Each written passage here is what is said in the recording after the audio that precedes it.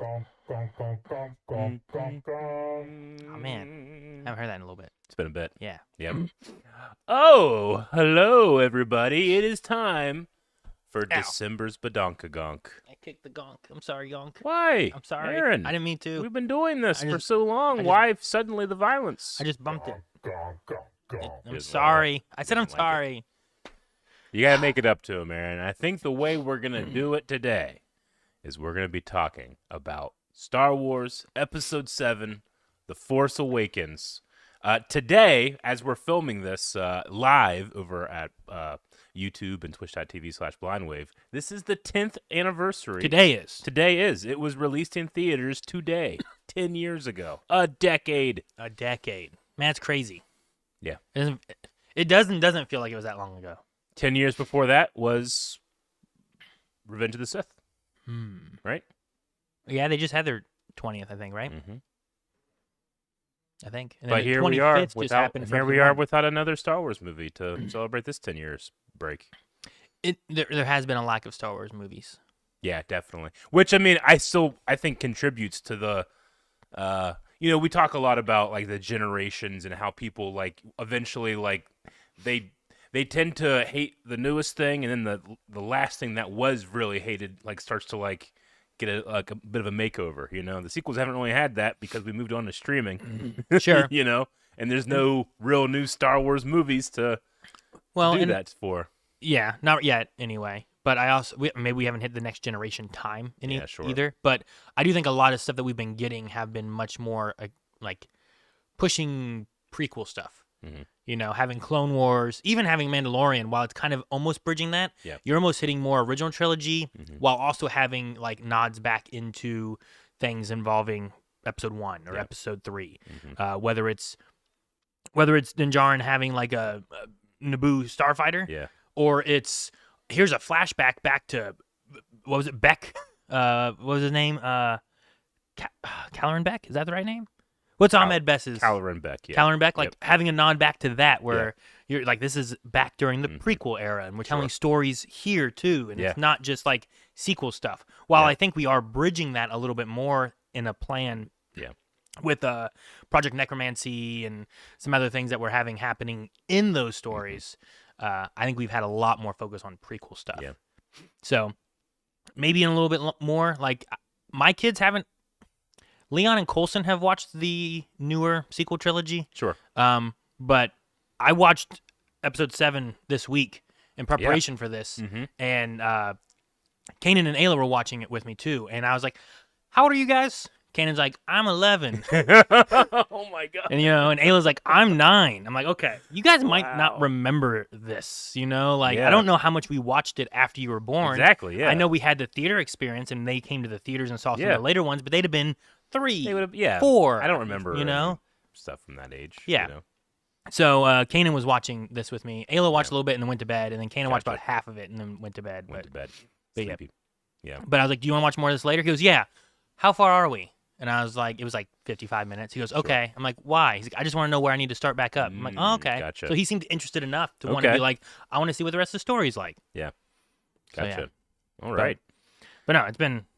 I'm curious if they watch it and if they really get into it when they get older, if we'll be pushing more things of like, here's sequel trilogy stuff. Let's flesh it out. Let's make things make some things.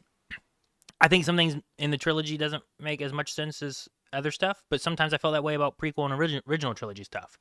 Like whenever Leia's like, "I remember my mother," and I'm like, "Do you?" Yeah. Sure. Whatever, Force, I guess, something there, But like in the sequel trilogy, I'm like, why is there a dagger connected to the Death Star's wreckage? That seems weird. But whatever the story is, maybe there's a story that we can tell for that, Yeah. I mean, it certainly was. I think it was the first Star Wars movie that was made after I don't know if people remember this. The prequels were pretty universally bashed. Like George Lucas literally. He wanted to be the only person that would ever make a Star Wars movie, and people hated his movies so hard and so thoroughly that he's like, all right, I'll just sell it, So you do get the feeling, and I feel like my main criticism of this movie is, well, it's a lot like A New Hope, is you get the feeling that they're like it's like Disney's wanting to prove like, hey, we can make a Star Wars movie that's not like the shitty prequels, right, everybody? Because you don't know if you remember the marketing, it was like real effect, practical effects, real stuff. We're not doing any of that shitty prequel things, which that marketing campaign and that stuff, I felt like you still feel it a little bit. Like the sequel trilogy is a response to stuff.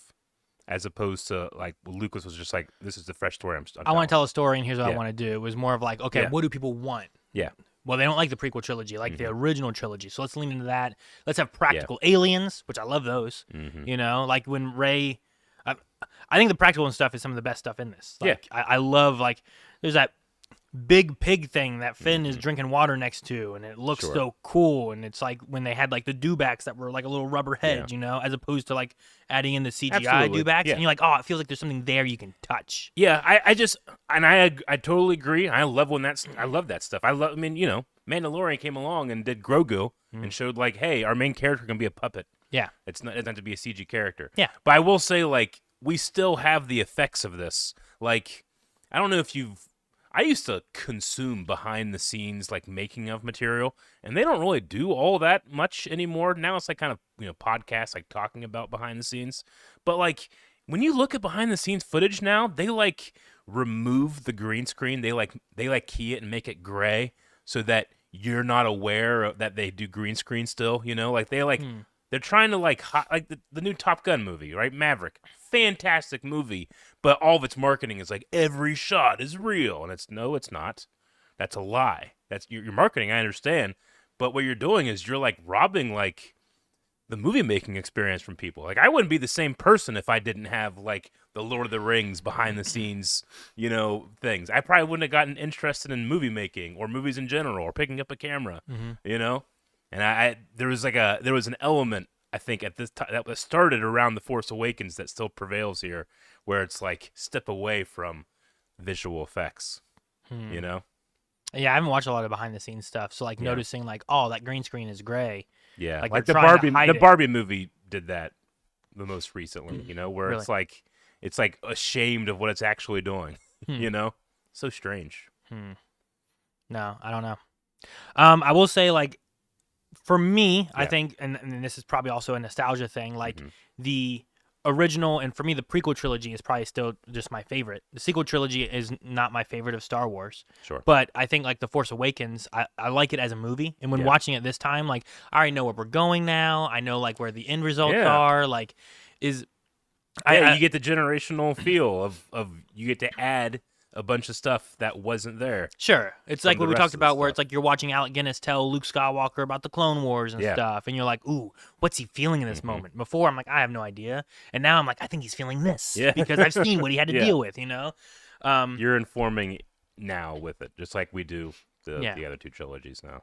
But like watching through, like I think character-wise, I like a lot of the characters and character choices in this movie. In The Force Awakens. I need to rewatch the next two because I haven't seen those in a long time. Sure.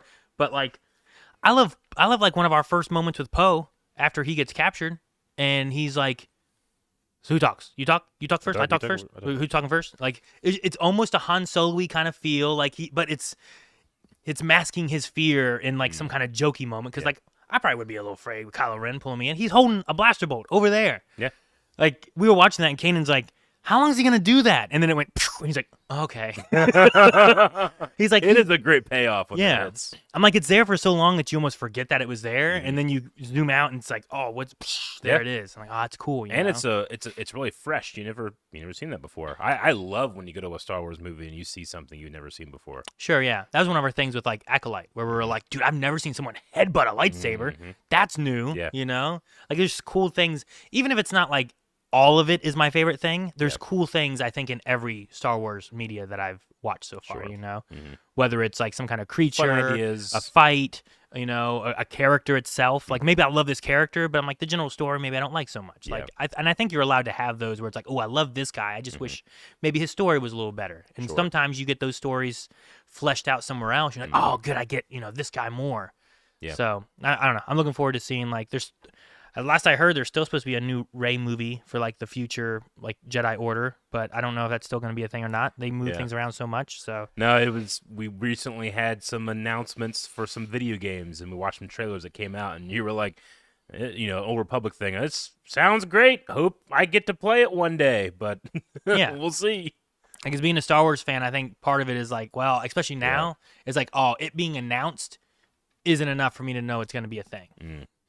Whereas, like, when I was a kid, I was like, oh, man, they announced this new Star Wars game. I'm so excited. Yeah. Oh, they announced a new Star Wars movie. I'm so excited. But they never were like, okay, you know what? We're going to cancel it. And it's not going to happen. I feel like they were like, no, this is what we're doing. We're pushing forward. Yeah. But also, George was in charge of most of it, and he would take a loss if he had to do what he wanted to do. You know? He absolutely would. So. Stubborn man. But, let's see. No, I mean, I think watching through, I know a lot of people talk about, you said about it too, it's a new hope. There's That a is lot the of biggest criticism. There's a lot of things with it, and I'm like, I get that. Like, we give BB-8 the Skywalker plans, and then he's stuck on a desert planet trying to like find somewhere, and we find like 2 people to get him out of there, and like, there's a lot of similarities between like, well, this is a Death Star, this is Star Killer, it's a bigger Death Star, we have a diagram showing. Remember this? Well, it's that. But it's bigger. Yeah. So, like, there's definitely a lot of things where it's like, it definitely feels that way. But I think the characters are different. Like, I liked a lot more, and I don't know if I thought about it as much before or what, but even just the beginning. I watched through the beginning a couple times because I started at one point, and then I restarted again with Kanan and stuff. But Finn's character in the first one I like a lot more than in the second one. Like, there's so much of him wanting to run like that. Like, in who is it? I think it's Maz, who's like, I've seen those eyes. You want to run away, and he's gonna run away, and there's like in the beginning when he's afraid and he's not even shooting as a stormtrooper, and he has the mark on his everything. Like, even in the very beginning, Kane's like, that stormtrooper's weird. I'm like, yeah, he is. What's different about him? But he has that wanting to run. You can't go back to Jakku. Why does everyone want to go back to Jakku? Yeah. Why aren't we going somewhere else and getting away? And he has that conversation later in Maz's place where it's like, you can't fight the First Order. There's no hope. There's no reason we should do it. Yeah. But then, and we learn, like, now that we've had the whole trilogy and stuff, we have this idea that there's almost like this Cold War happening between the Resistance and the First Order, not the New Republic. New Republic doesn't know anything about the First Order, what they're doing. Like, they don't, like, it's illegal to create giant warships. They don't even know it's happening. Finn knows everything, which is why he's trying to run away, and like, no one believes him. He's seen so much. He's been to Star Killer Base. He knows the danger that it has. So, and it's also, I think it's a fun idea to, so much of Star Wars is archetypes: the gunslinger, the farm boy, the Dark Lord, and now, like, with the sequel trilogy, we take a stormtrooper, and we're like, the grunt soldier. It's a new archetype that we didn't really. I mean, can you think of a grunt soldier in the original or the prequel trilogy? No. I mean, I think the closest you get is maybe if you look at the clones, Rex, like during maybe, the Clone Wars, and you're like, here's a grunt soldier just having to do work and do what he's told. Sure. But no, not really. Yeah. So it's a cool archetype to take up and turn into a rebel. Yeah. Because we hear about that happening in the original trilogy. We never really see it. Sure. Like, we're told that Wedge was in the Empire, but. Yeah, the expanded universe, and there was always this idea of like, oh, Han somehow was a Imperial and freed Chewbacca, that type of thing. Yeah. But to actually see it happening on screen was fun. Yeah. Yeah.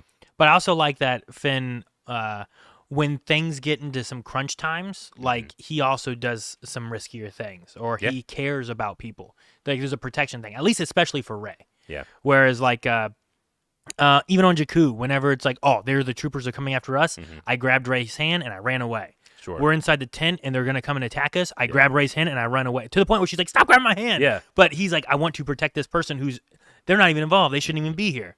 But then it kind of comes back to with like, well, why does he want to go to Starkiller Base? To save Rey. Yeah. And he's wanting to make that an effort. And then he faces down Kylo Ren. And like, I don't think the lightsaber fight is like my favorite fight or anything. But the meaning that it has of Finn, where it's like Rey is like knocked down or whatever, and he's like, I'll take the saber up and I'm going to help defend Rey.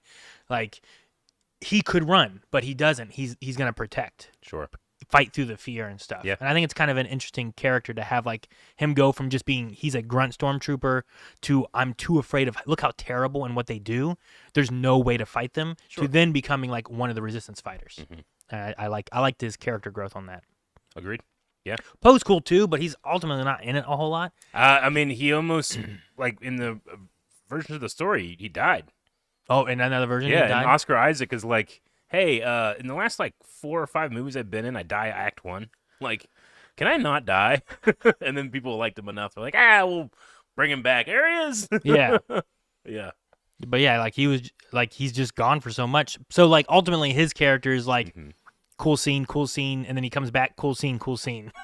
So I don't have too much on him, but I like the Han Solo scoundrel-ish kind of character he has. But Same. he has that honorable aspect of him there from the get-go, whereas like in A New Hope, Han, like you earn it kind of thing, right? He's like, no man, I'm getting my money, I'm getting out of here. Yeah. And then it's like, oh yeah, he came back to help. No, yeah. Poe has like it's like a mission from Leia, the Princess of Alderaan, right? Yeah. And he's already a rebel. He's fully in there. And we've had like the archetypes of the starfighters, but none of them as a main character other than I guess Anakin, you could say. Yeah. And Luke, of course, but they tend to be doing Jedi things, whereas Poe primarily, once he gets in the cockpit, he's doing that. Mm-hmm. And he was really strong on his like fortitude for not telling them anything until Kylo got there. But yeah. So yeah. Which, I mean, it sets up that Kylo Ren very powerful. He can do a mind probe. We've seen mind probes like with like Darth Maul does a mind probe in the Clone Wars and stuff. And that sets up for, later when Rey gets the mind probe going on. But I can now intuit from the other 2 movies now that Kylo and Rey are in a dyad. So when you watch that scene and they connect minds, pushing back and forth, and they're pushing back, you can hear the Force pushing back and forth. And the idea is like Rey literally learns how to do the mind trick from Kylo because of their dyad connection that does that. He opens the door, she just walks through it. Sure. And that makes sense why later on he's like, we have to find her. Sure. It's only getting stronger, like maybe he can sense that dyad aspect too, or sense the Force in her or whatever it is too. Yeah. But yeah.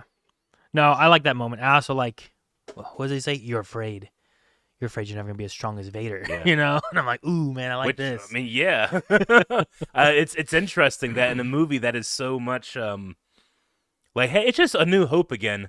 The main bad guy is like worried he can't measure up to the first main bad guy. Yeah. It's kind of funny, Like, he literally is worried about it, and it's like his biggest insecurity.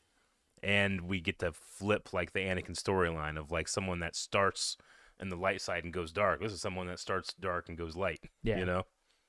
Yeah. I love Han and Chewie in it.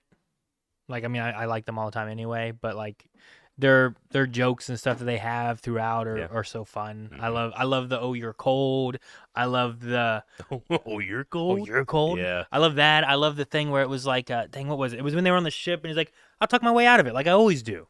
He's like, "No, I always do." He has like one of those things. I do every time. Yeah, every time. Yeah. That's what it was. And I love those kind of moments where it's I don't know exactly what Chewie said, but like Harrison Ford and Chewie, like the chemistry between those two is so fun that I understand what's happening, and I love it. And a lot of fun. Yeah. Let's see. I love the Falcon fight. The first Falcon fight, at least. Did we get another one? One on Jakku. The Jakku Desert is the one that like sits in my head, and like after watching, I'm like, man, this was just so fun. Yeah. Like I loved watching that. I like the almost like we're gonna kick up some sand and like they won't be able to see a little bit, like a drift. There is something special about that sequence. I know that the film was shot in 35 millimeter to match Star Wars, but that sequence I think is 65 millimeter IMAX. Okay. So there's just something about it that just feels big, even though it's just 3 ships going through a desert graveyard. Yeah. No, I think that moment's really cool, and I love like. I mean, you're getting jumped back into some of the nostalgia of like, it's the garbage ship, the Falcon. Yeah, like, that one's garbage. That one's garbage. But what a great moment that is. Yeah, when you don't get to see, like, oh no, we're going for that quad jumper. That one's garbage. Yeah, fine, go to the garbage, and then it's like, like, and it fits well with what a hunk of junk. And everyone says bucket it of bolts terrible, and all that stuff, right? Especially when you, what about whenever it's down there in the Solo movie, after he's gone through the yeah. Kessel Run, Yeah. and it's just like, oh, jeez, man. Look at it. So yeah, Yeah. but it's a great. I think the sequence is great, and I love the final shot kind of thing where it's like my gun's stuck, Yeah. and I mean, it might be it's the Force as to why she can fly, but she doesn't know why it is, right? It's kind of like Anakin, where it's like he doesn't know he's tapping into the Force, but he's so fast at flying a pod racer. I mean, right? she thinks it's garbage because she has experience flying it, not actually flying it. She does like the training programs and stuff. Yeah, because So- she says she's never gone to space. Right, exactly. But Unkar plot like has her do the test stuff on it. The tests and So the work she's and pretty stuff. familiar with it. Because she says later on too, where it's like Unkar plot put on a second, fuel tank or Yeah. something like that. Yeah. like she knows enough. Compressor.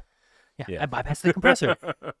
So, Yeah. but no, I think that like that sequence especially, like, and there's some other cool stuff with like Han and Chewie and the light speed and everything too. But I really like that sequence as like I think it's our first one. I don't know what we get from the TIE fighter yet.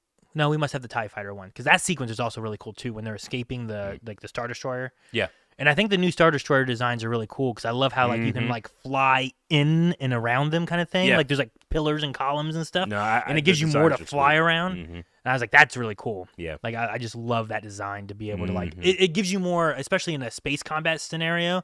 It gives you more like I don't know motion instead of just flying like across Agreed. the surface of the Star Destroyer or something. So I just whenever I was watching, I was like, dude, I don't remember these having like holes in them. These are cool. I like the design.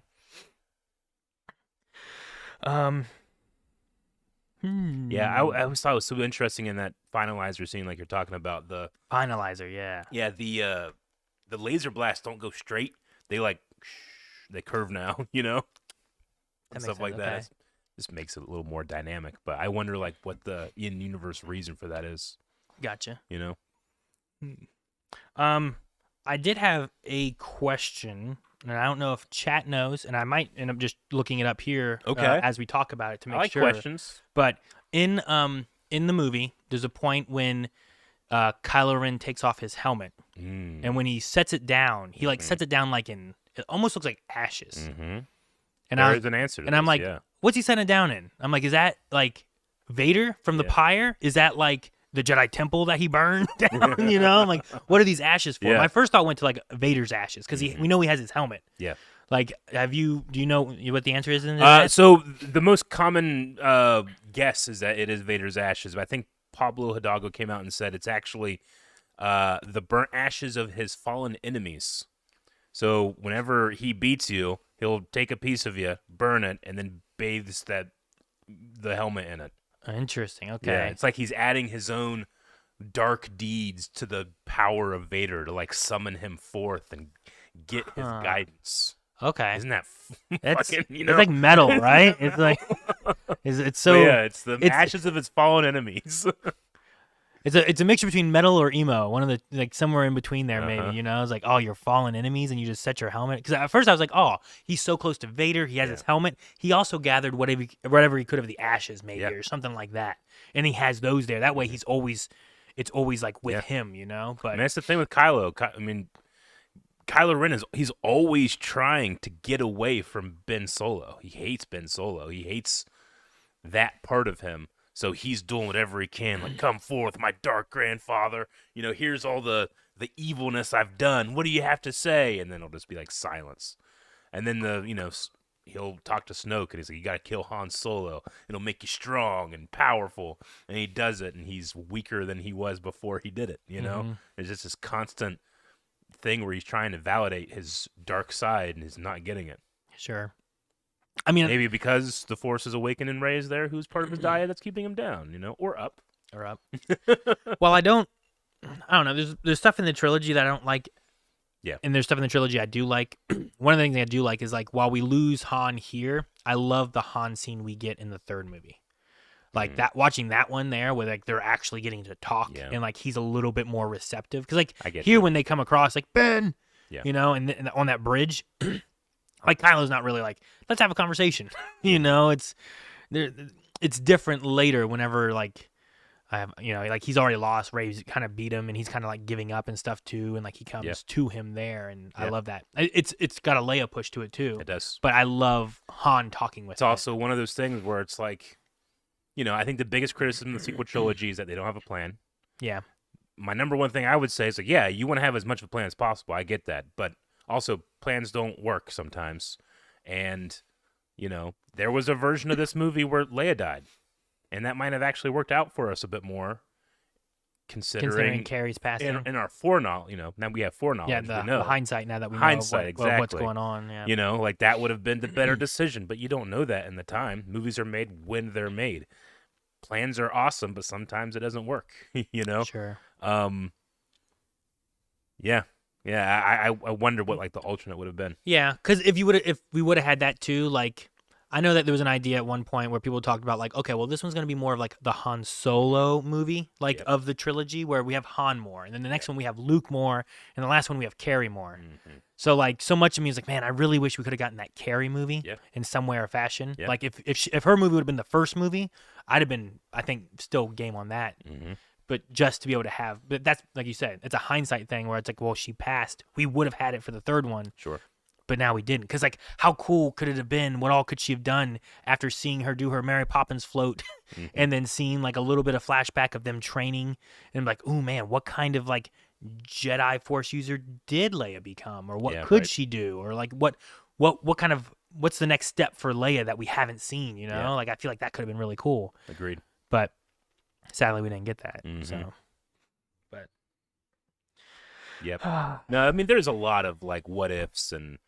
well, I don't like this. I'd prefer it to go this way. When I was studying for the Schmodown, I watched the movie like 30 times in a row. I mean, all the movies, but I was just watching movies over and over and over again.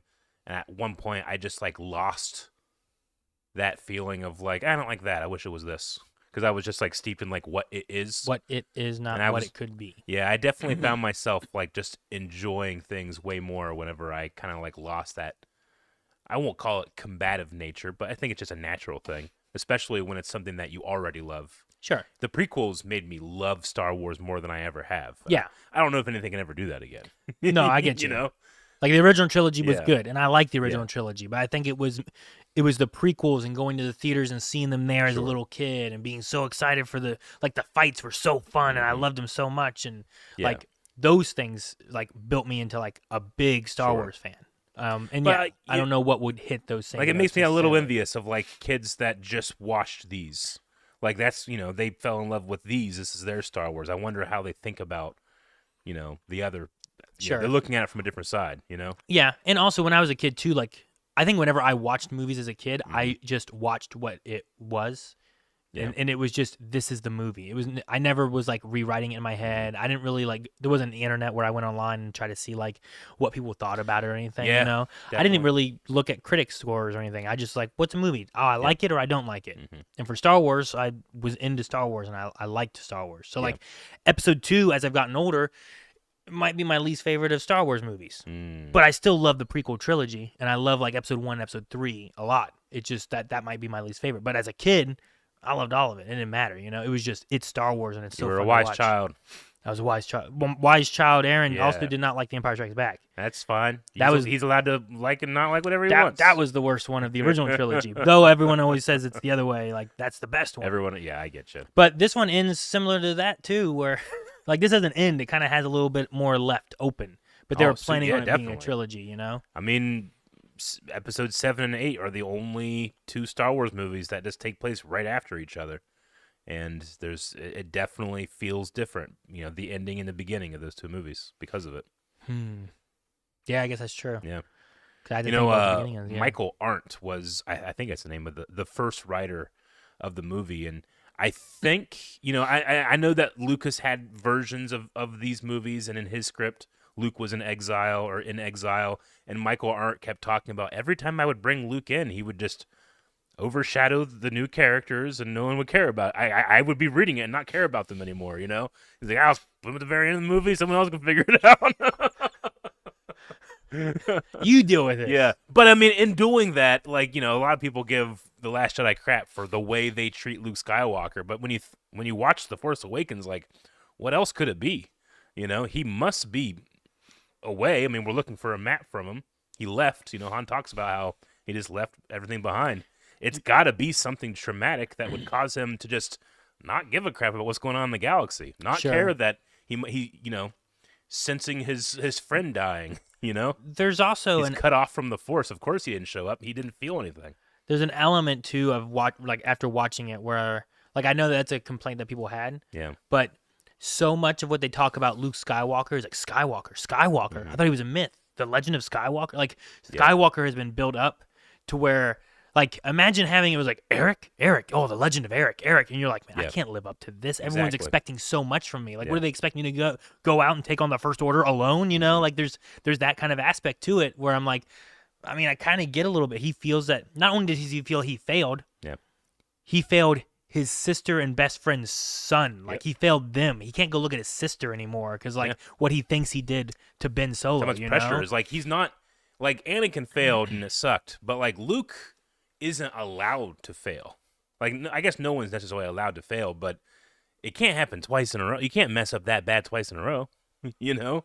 Yeah. It's just it's unfair that a family does this type of thing, and that's the pressure that breaks Luke. Yeah, he failed the Jedi. Yeah. He failed Han. You know, Han and Leia have like split a lot over this kind of thing. You know, like I feel like this stuff happened with Ben, and it was like the death of a child, where like it was traumatic to the parents too, and like Han just kind of goes. Him and Chewie just take off and go places. You know, like I can't face her. You know, we have like the benefit of watching the Obi-Wan Kenobi series now, and Obi-Wan kind of goes through the same thing. He cuts himself off from the Force.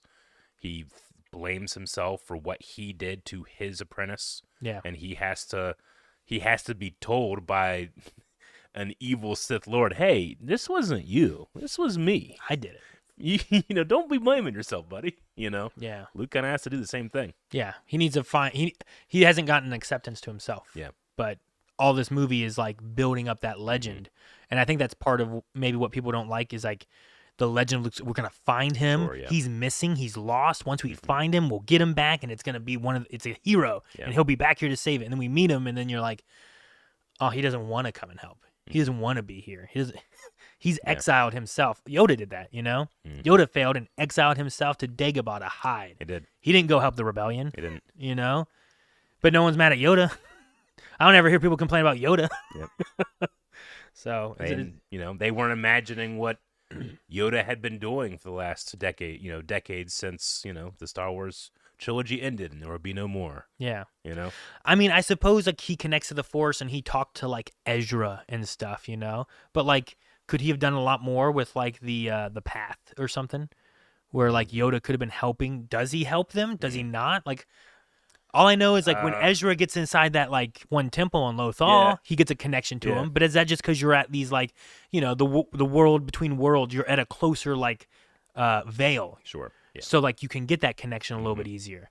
I don't know, but he what else? Just watches distantly. Yeah. What else could Yoda have done that maybe would have changed a lot more? Yeah. Or maybe it wouldn't have. Sure. You know, I don't know. I mean, I think it's part of the reason I kind of like accept and understand the storyline that Luke went through in the sequels more is that like it's the same thing that Yoda did. Like the young ones have to be the ones to solve these problems. You know, like we've made our mistakes. The young ones have to come in and be what we, you know, grow beyond what we are. Sure. Right. Yeah. Our generation messed it up. The next generation hopefully can fix it, kind of thing. I mean, and they'll make their own mistakes, and the next ones have to come in and fix those. Which is how progress works. Sure. I mean, I guess so. Like Anakin made his mistakes, and then his son helped to. Yeah. Fix it isn't the right word. Obi-Wan literally stood aside for the young ones to take up arms. Yeah. And it's just a classic. That's fantasy, you know. Elrond doesn't take the ring to Mordor, Why even not? though like Why he's an elven lord that probably could. The Eagles, you know, don't come down and take up the ring there. It's got to be the Hobbit, you know. It's got to be the Underlong. He should have stabbed that guy, and that he was there. He should have. They had the ring. He should have just killed him and threw him in the fire. Yeah, that's way more. That makes a lot more sense than him actually taking the ring to Mordor because it would have corrupted him, and he's super powerful. Yeah, he should have killed that guy, threw him in the ring in the fire, and you don't have to touch it. Yep. Should have. I don't know why. I don't know, friends with him, I guess, or something. I don't know. Yeah. Were they friends? you've been watching Rings of Power, man. Yeah, I forget Elrond and who's the other guy? Who was the guy I'm thinking of? I don't remember. I can think of the flashback. I think of like he's Isildur. That's what it is. He yells Isildur, right? Isildur. Yeah. Which Isildur. That's who it was. Yeah. I'm like, who was that guy? They're in there? buddies. I had to get to the yell. Hey, just kill your buddy. Just kill your buddy. I'm just saying, if you're gonna destroy the world with the evil ring, I'm have to. Like, Eric, man, Eric, do you want me to kill you and throw you in the fire? I know a lot of people also don't love Rings of Power, but I love that I can talk about these characters with you now. I'm like their history. What was his name? There it was. That's what it was. Yeah. Forgot. Sorry. Wrong thing, guys.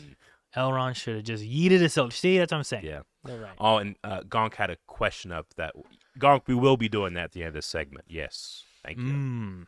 Also, guys, towards the end or at some point, we'll probably do. I want to say questions, but we'll probably do like if you have like thoughts, questions, concerns, whatever. Yeah, whatever it is about Star Wars Episode 7, especially, or maybe it's Star Wars Episode 7 connected towards Star Wars in the greater whole or whatever. Feel free to like submit those in any on like Twitch or do we have a Q&A open? Yeah, we do, right? It doesn't have to be solely questions, but talking about Episode 7 and how it's connected to whatever. If you want to connect it to Mandalorian, talk about something you're like, oh man, when they did this, like that was so cool because it's tied to this. Yeah. Because maybe there's stuff I don't know, which I'm sure there is. Because I know you also had some stuff that you want to talk about that you think I don't know. Oh yeah, right? I mean, I don't know if we want to get there yet, but that's a thing that we're going to do too, right? Yep. Okay. Yep. And what it is just because I've absorbed so much information. What I do is I just write down. I learn if I don't know it, that's going on the list. Gotcha. So it's mostly like behind the scenes stuff, and you know. Is there anything about the old man in the beginning? Because Melanie, when we Lord Santeca, we were watching, and Melanie's like, "Who's that old guy?" And I'm like, "He's not in any other movie, I don't think." Right. Yeah. So you don't need to worry about him. But I'm like, I know he's a person. Like I forget what. I know he's a person. Yeah, you know, like I do like that he's like, she's royalty to me, you know, and then whenever Kylo shows up, he goes, oh, how you fallen, you know, because he's like, you got old. He's like, oh, nothing like what happened to you, you know, young Skywalker, or I guess Solo, but it's just, you know, Max von Sydow is Lord Santeca, and he just gives this air of like, oh, okay, like there's a big history here, it has something to do with like, you know, I mean. We don't know it in the point in the movie, but like that's the Prince of Alderaan, if you think about it, that he's talking to, like your family, all that stuff. Like there's a lot of like, you know, Kylo just rejects everything when he kills him there. It's kind of implied they knew each other pretty well. Well, yeah. There definitely seems to be something there. Yeah, but like you said, like a lot of that has to be kind of like context clues. Sure. You know, and then if you're just kind of casually watching, you might be like, who the hell is that guy? You know, just someone respected that. Would possibly have the map. We learn now that we've read the High Republic that the Santecas were like spacefarers. They were like on the fringe, developing hyperspace and all that stuff. So of course they would be map makers. And they would have a piece of a map to Octu. Make maps because you're charting the courses, and you have to map out where you went, so you know how to get home, right? Yeah, sure. So now I mean, it's just like any Star Wars thing. Like now when I see that character, I'm bringing all this other stuff to it. And I'm pretty sure we'll see him in some EU like stuff that's been released already, like comic books and things that we'll learn a little bit more about him. Is it still EU? I don't know. Okay. Can't not say EU. Expand universe. Yeah. Canon. Yeah. See, it used to be when George Lucas was in charge, he was like, there's my shit, and then there's everything else. I don't care. You guys figure that stuff out, but my shit reigns supreme. You know, that's G-level canon. Now everything's canon until it's not, you know, in a way, everything that's released. You know, you still go movies and the television shows like highest, and then anything in the books has to change, you know. Based on whatever There's still happens that kind of thing, but I feel like it was a lot more, it was different whenever there was just a figurehead. There was, you know, Lucas, the god of Star Wars, to tell you what is or wasn't. This stuff is canon for sure. Yeah, exactly. And even then sometimes he would be like, well, I want this. Yeah. Yeah. Like, well, what? Absolutely. I want Kiadi-Mundi to be younger. I want Kiadi-Mundi to be older. Yeah. So, all right, George. Yeah, and you get the feeling that like Star Wars is being made to satisfy him, whereas now sometimes you get the feeling that Star Wars is being made to satisfy Star Wars fans, which is just a big different goal. Sure. You know, it's also like, I don't know. It is a very big goal too, because every Star Wars fan is going to want something different. You know. Yep. That's why I hope that we kind of get into some Star Wars stuff where they're willing to like experiment with it a little bit, and like Like maybe it's not that everything is absolutely for everybody, but Yeah. like here's a more mature Star Wars. Here's Sure. I love that they had like here's the what was the High Republic, like the kids one. Mhm. Like this is for younger kids. Maybe we can Yeah. get them interested in Star Wars. But like for people who want something a little bit grittier or darker, it's like MCU where it's like you want to see like Punisher or Moon Knight, or do you want to see something like Fantastic Four Yeah. maybe that's like not as dark and gritty. And I mean, and they picked that up pretty quick with the Disney movies. I mean, Rogue One came out after this one. Yeah, Or was it was after this or after Last Jedi? It was after this one because then Solo was after Last Jedi. Yeah, and then after Last Jedi and Solo, they ended up. I think there was gonna be like another Yeah. movie or two, and then they scrapped those. Mm-hmm. Was that the Scum and Villainy trilogy? Maybe. Maybe. Like I think it was gonna be like a Solo movie, a something movie, and like a Boba Fett movie or something like that, and then they got rid of yeah. those. Ah, man, we got a Boba Fett movie. It was being done a long time ago before the sequels came out. There was a Boba Fett movie in the works, and it was being done by the guy that did the Fantastic Four, the bad Fantastic Four movie or whatever. Can't remember his name, Yeah, I don't know. but yeah, he got in like trouble or something for like trashing the house that he was in. And they ended up just scrapping the whole project. I still want. I don't know the details a lot from the movie version of Boba Fett. I just get a hold of Daniel Logan. Is that right? Yep. And just Daniel Logan. make a Boba Fett movie. Mm-hmm. If Tamir Morrison wants to be involved some too, you can do that. But like Yeah. you let that take place and let it start with like Tamir Morrison as Boba after Book of Boba, and he has to get in a Bacta tank, and he goes back and he's living as Daniel Logan. I can see it. Yeah. Like do something like that. I don't Oh, care, yeah. but like give me one that's back there. That'd be fun. I'd love Mhm. it, and just give me more because I really love the Book of Boba like show and like what it kind of did with that character a bit more. Yeah. And just kind of fleshed him out and Yeah, I want more. Like, I think the idea of making Boba like a daimyo and having him be like, it feels like everybody that hires me sucks. I think I can make better decisions. And then the first thing that happens to him is like, oh man, it's hard to make decisions. I want to say, okay, you did your first one. Like, what's he built into? That might be interesting. Dude, make a Book of Boba show, Yeah. and he has to get in his Bacta tank, and then he reflects on a time back before when he's Daniel Logan, Yeah. and it somehow relates to what he has to deal with in the present day. Somehow. Like I'm not Talk a writer, about like how but like he's do changed. that. Yeah, Like how he was the baddest bounty hunter in the galaxy, and now he's doing something different. I could see something like yeah. that. Would be I'd have fun. I'd have fun watching that. It'd be so cool. Flashback to tank. Yeah, exactly. Make it a movie or a show. I don't care. Either one. Daniel Logan's like, I know he's younger than me. I think he'd be interested in playing Boba. Yeah. Like, I want to use it might not be the right word, but I want to use these actors when they're like able to act as these characters. Yeah. Because You don't want to be too late. yeah, and that's happened before. It's too late for some stuff. Yeah. Yeah. Like, yeah. Like I was happy that we got some Billy D in episode 9. Mm-hmm. But like I know like after passing of Peter and Carrie, and I know Billy hadn't been doing too well. Mhm. Like there's a lot of actors that I'm like, oh man, when we would get them probably back in, or we won't ever have them again. Yeah. So before some of these other ones, like if you want to do more stuff with Rey and Mhm. Finn and Poe, like don't wait 50 years before you do it. Sure. Like talk about it, try to figure something out, see if you want to do something, and let's use them now. Yeah. But I say use them, and I feel like it's the wrong term to use, but Gotcha. Yeah. I want to use them. Yeah. Well, I'm curious, Aaron. Like, it's been 10 years now from when you first watched it to now. Mm-hmm. Like, how do things hit you? Like, the mystery of who Rey is. Like that type of thing. Who Snoke is. Whenever you see these here, do you now just like that's how the Emperor is. I that's was how Snoke is. when I was watching Snoke this time. I'm like a lot of my thought was like, okay, so this is just kind of like this is the Emperor just conveying messages, right? Is that how that's working? It's not like it's another like person. It's really just the Emperor still in control and manipulating things. Yeah. So when I was watching this time, I was like, He's just a fan like, of oh, this. okay. So this is like think of this as like the Emperor's just pulling the strings and trying to get Ben to do what these are. Like, I mean, I have been every voice you have ever heard. yeah, like imagine like you have Luke, right? Uh-huh. Oh man, who defeated the emperors? Like Luke came, he took my plaything, my toy of Darth Vader, Yeah. made him kill me. Mm-hmm. What will I do? Like, let me target his like apprentice, his family, let me take that from him. Mm-hmm. And like he's destroyed Luke and caused all these things by like starting to like target like I don't know, like taking Ben, and like it makes sense for him to do that. Sure.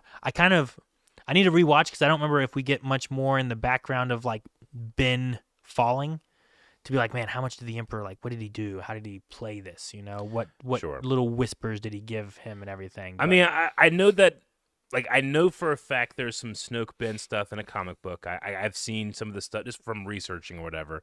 Like, I'm pretty sure Snoke, like, is his own thing, but he is being manipulated by Palpatine. Like, just like everybody else is. But, like, and when I say his own thing, like, he was, like, made to do this or whatever. But he's his own, like, it's not Palpatine puppeting a body. He's as much of a person as, like, Rey's a person, or Rey's dad is a person, right? As Darth Vader is. Because, like, Rey's dad is also a... Yeah, he's they call it a strand cast. Okay. Like, I think. So it's not, like, exactly a clone. It's like... You can clone brothers and sisters. Think about it that way, you know? Like, if your parents got together and they made you, but if they made you 3 days later, you'd be like a sibling to yourself. You wouldn't be that specific sperm cell, is what I'm saying, you know? So, like, we could clone just you, or we could do, like, a strand cast, which, like, rolls the dice again with your genetics, if that makes sense. Okay. I think is the idea behind that. Okay. Interesting. Yeah. So that's what Snoke essentially is. So that's why whenever we go and there's like other Well, that's what Rey's father is. But Snoke's not that then? I don't know exactly. I know that he's genetically engineered because we see like the Snoke bodies. Yeah, it and doesn't stuff, say like there's all those other ones. So Yeah. like, is he a strand casted individual and these are just other strand casts that just didn't kind of work? I mean, you know? I really want to develop Project Necromancy and all that stuff and find out exactly what it is. It seems like, I mean, we know he's incredibly powerful. Like, it could be that Palpatine was experimenting with creating a body for himself, and the experiments like, oh, not that one, not that one, not that one. I'm just gonna use one of these for something. All right, I need a de facto leader for my First Order thing, you know. Sure, yeah. That's doing all my, you know, everything I have going on with money and military and all that stuff. So I'm gonna send that off and keep doing it, and then eventually, you know, when we eventually see him, and he's like, oh my God, Palpatine's back. He's like dead, hanging off of wires. Like, it's not working out, you know. Sure, yeah. Which is why the dyad is the thing that he's like, oh crap, this is what I need.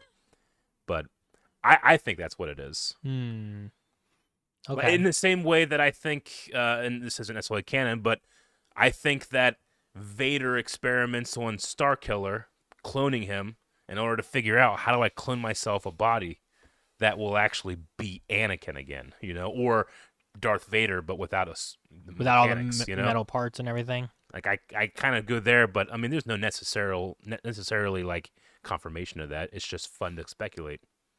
Do we know how old Snoke is? Like, whenever you strand cast people, do they just like, do they have to be born and grow, or like you just make them whatever age? I'm certain that Snoke was incepted like before the original trilogy ended. If that's what you mean.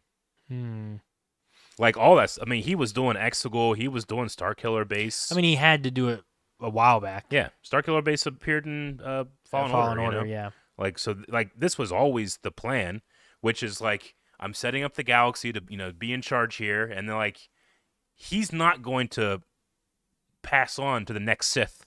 He's going to. Yeah, he wants to be there. He's going to rule infinitely. forever. He is the proto Sith, so he's also setting up all that stuff too. Sure. You know. I guess I'm just thinking like when Snoke, like, is this Snoke 60 years old? you know, or like how old is this Snoke, or what does he look? I'm not sure exactly what Snoke's age is. It's like he's just there preparing First Order stuff, but we just, you know, there's so much fertile ground there to be explored, and we haven't really done any of that. Mandalorian started to a little bit with just little seeds and stuff, you know. Sure. But I mean, unless it just hasn't appeared in stuff that we've watched or seen yet, you know. But maybe it's out there, but I don't know. And we don't know what they're doing with Ahsoka or the other Mandalorian movie, right? Because I've also been curious on if whatever Admiral Thrawn. I was trying to like wait, which one's Reverse Flash? But whichever one whatever he's worried about, where he was like, there's something he has to stop, or he's trying to prepare or fight against? And I'm like, I don't feel like we have that answer. Yeah. Is it related to the Emperor? I don't know. Is it not? Because especially when reading the books, which I didn't have those before either, like putting that with Admiral Thrawn is like, he doesn't seem super bad all the time. He's a protagonist in there, and it seems like he's usually kind of doing things for like what he thinks good, but having to make sure to keep up appearances to be able to be in good favor. Yeah. Well, in that point when the Emperor's not there, like, does he know of something the Emperor's doing? Because he was privy to a lot of information and stuff too, you know. He was. So I don't know if any of that's going to tie into Sure, I get you. anything that the Emperor also was doing or what. So I don't know. We'll see. I mean, I think those stories will be told, but we'll see. But, okay. Well, I was just curious how things had changed in terms of like, I know some of these answers now. I mean, there's definitely an aspect where you're like, okay, so the Emperor's behind so much of this now. Yeah. There's not just like, a faction of the Empire just happened to make the First Order. It was like, no, I've made sure that I have contingencies of contingencies to. I mean, when you think about it, like, in terms of like a bookend of this trilogy, like we just talked about the chase in the Imperial graveyard where at some point the New Republic and the what was left of the Empire fought, and that's what the Battle of Jakku was, right? And then, we see that in Battlefront too. Yeah. And then, so we have all these like Imperial Star Destroyers, and it's all destroyed. And then in Episode 9, well, Palpatine has secretly been building Imperial Star Destroyers to replace all of that stuff, and it literally rises out of the ground, like from the grave. I think it's really evocative that there's like a bookend in that trilogy that I don't know if it necessarily was planned. They might not have been thinking about that when they designed that graveyard. Sure, I get what you mean. But it like here's an Imperial graveyard or a final battle graveyard, and then they rise from the dead in the end. And for it's like, one oh more man, battle. it looks like everything's done, huh? And it's like, no. Yeah, I've been thinking about this. That is cool. quite some Yeah, time. I didn't think about that. Yeah. Yeah, and I don't know if it's an accidental booking, because like we said before, like it's not that these movies necessarily were planned all the way. I don't know how much they had ideas for, plans for, or if it's like nothing, and each one was made after they were done. They just did the next one. Sure. Yeah. I mean, if you want, we can go into some of my stuff that I have because I have something that's Some stuff on relevant. those. Okay, yeah, let's go over those, and then if we still have time to, maybe we'll grab some questions because sometimes we talk. Sure. We talk on questions. Actually, all I would along. like. Wow. We should watch the trailer. Trailer. Yeah. So I think next we'll jump into the trailer, and then we'll go into some of the stuff you might not have known about Okay. Force Awakens. So the Force Awakens, which trailer? I'd say we watched the first one. The first thing that we saw, the first official trailer. Okay. The second one is awesome, but it has like Luke talking and stuff, and it's like, hey, you're not in it. Be quiet. You're not in this. Okay. So let's. We're gonna watch. It's been a long time since I've seen quite this. some time, but this was one of the seminal blind wave videos. Aaron was the Force Awakens trailer. All right.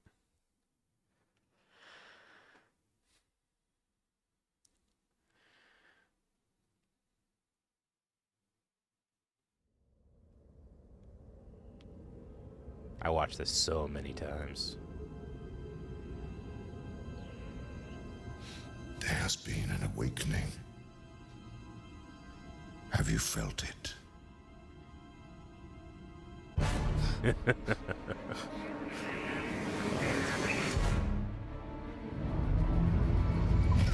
It's a great trailer to listen to as well.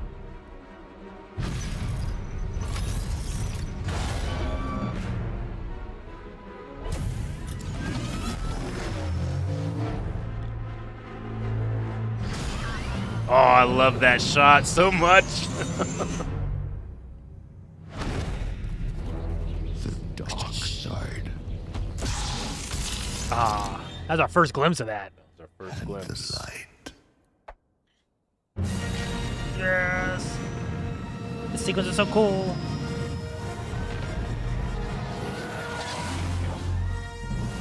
What a way to end the trailer too. I love that. It's one of the best trailers of all time. I mean, this movie was marketed fantastically.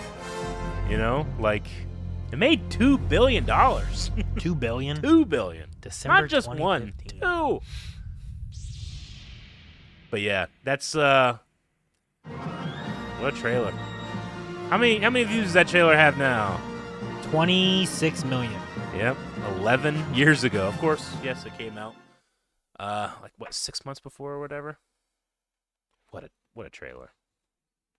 I mean, No. I watched it over and over again, just trying to figure out who's this. Oh my God! Look at we solved just that trailer and made Kylo Ren. We made the the Kylo Awakening. Ren fan film, yeah. After we had seen what Kylo's face looks like, but Yeah. still. No, I remember seeing that. I'm like, dude, look at this saber. Yeah. What is this saber? And we were talking about what it Yeah. could be or how it worked and what Yeah. it meant and how they could use it and how they could fight with it. And I mean, they did some fun things with that saber. By we did it. We did Kylo Ren the Awakening, a lightsaber fight that had a cross guard, and I kind of felt like we maybe went too far. Not too far. I think we went far enough. I think we had a lot of fun of like, how do you do this in a fun way? yeah. And there's a little bit of that, like with Finn getting burnt with the cross guard and stuff, but it's not utilized as much as I would want. I No. expected. No, I mean, it's cool. Like, I like the crossguard Yeah. look, but sometimes, like, when watching, I wish they would have utilized the crossguard more, whether it Yeah. was catching or knocking away a weapon, Yeah. but usually they just kind of fight with it as a They do. saber, Yeah.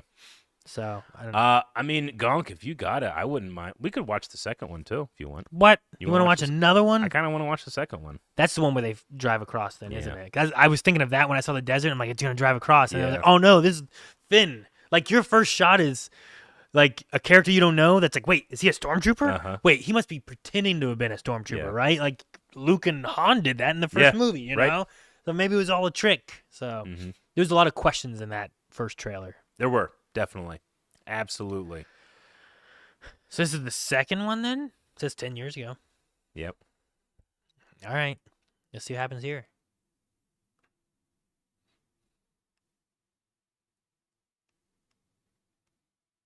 The dark side. More than a decade ago. Oh yeah, I remember that. classic. I love this music. I love it. Who are you? There's shots in here Maz. that don't make it in the movie. Actually, I think. I'm no one.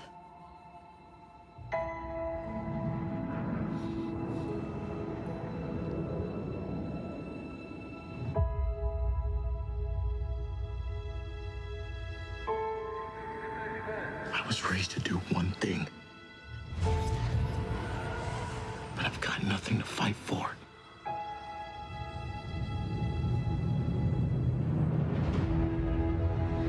Nothing will stand in our way. I will finish what you started. Oh man, I remember seeing that. And be like, what?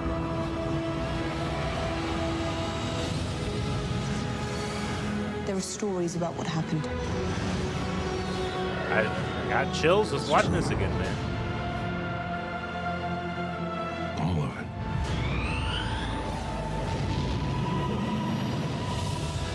Thank you, Santa. Thank you, Santa. The dark side. A Jedi.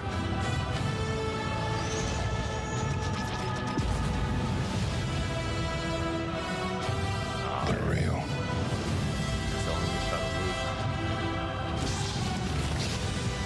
The Force. It's calling to you.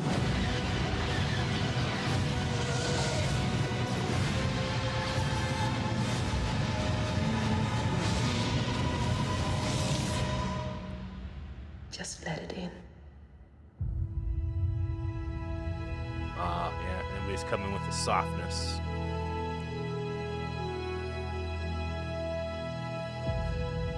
That I love that little music bit The so trill, much. The yeah. bum bum bum. Mm-hmm. Ah, Michael Giacchino had Dispatch done the music for every J.J. Abrams movie before this, every single one. really? But even he was like, you gotta have John Williams do it.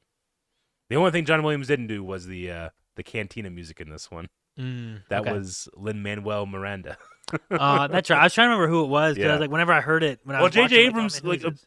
from what I understand, like, and this isn't one of my facts, so we'll go into the facts, but like J.J. Abrams heard from John Williams, like, he's not gonna do the Cantina music because in the original, John Williams didn't do the Cantina music. That was his son. His Oh. son did it. It was kind of cool. So he was like, I'm not doing that. You figure out somebody. So J.J. Abrams was like, I'll do it. JJ was? Yeah, he's like, that's gonna be kind of cool. I'll do it because he likes music and makes his own music and stuff. And then he went to go see Hamilton, and just kind of like as a joke, he was talking with him, and Lin-Manuel was like, "Hey, if you need some Cantina music, I'm your guy." And he's like, I do. I actually do. Do you want to write something? So he's like, "What, really?" So Lin-Manuel, like he said, he went home. He went and found a fan-made like Huttese translation site, and he wrote all the lyrics for Jabba Rocks and converted them into Huttese. And J.J. Abrams is in the background of that song going like, "Oh, Jabba, Jabba." Was it him? Really? Yeah. Yep. Yeah, that's funny. All right.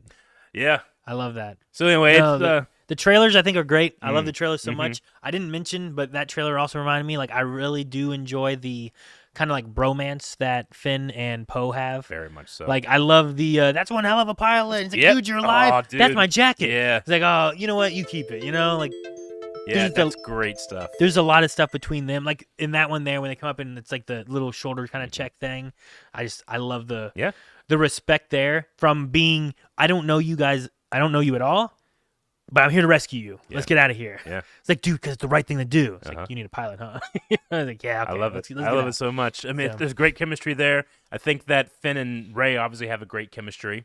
Dude, their moment on the Falcon, where after they're both like at a high and adrenaline rush of like, do you see how I piloted that? Do you see how I shot that? Yeah. Oh my God, that was so cool. You did such a good job. Right. And they're like back and forth. I love that moment too. That's too. so good. And I love the moment when on Starkiller Base when Rey sees that Finn came back for her, and it's like she's like, nobody's ever done that for me, Yeah. Love that moment too. And Really it's charged. Chewie who says it, right? Yeah. That part. yeah. It's like, you came back? And you're like, "Brrr." Yeah.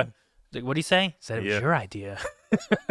Oh, man. Love that. And the BB-8 and Finn, that moment was like, dude, look, I'm not part of the Resistance, Yeah. okay? But I'm against the First Order. I just want to get away. You got to tell her where it is. And he's like, and he's like, yeah. I love the Oh, little man. thumbs up. It thing. almost like there's so much chemistry between those two different like pairings that you kind of forget that Rey and Poe never speak. They never mention it, like see each other. Yeah, okay. I didn't even think about They're that. kind of That's like true. our new big three or whatever, but those two never. You know, imagine watch the Star Wars and Leia Han and Han Leia never talk. speak. All right. Well, here are some things. Like I said, mostly some behind-the-scenes information, but some stuff about the actual movie itself. Okay. And Things. if you guys end up with questions or anything Yes. too, make sure you guys submit them. You can do them on Twitch. You can also do them on the Q&A thing on YouTube, and we will talk about questions, thoughts, concerns, criticisms, whatever, because I'm curious on your guys' thoughts too. Yeah. All right. We'll go ahead and start with this one.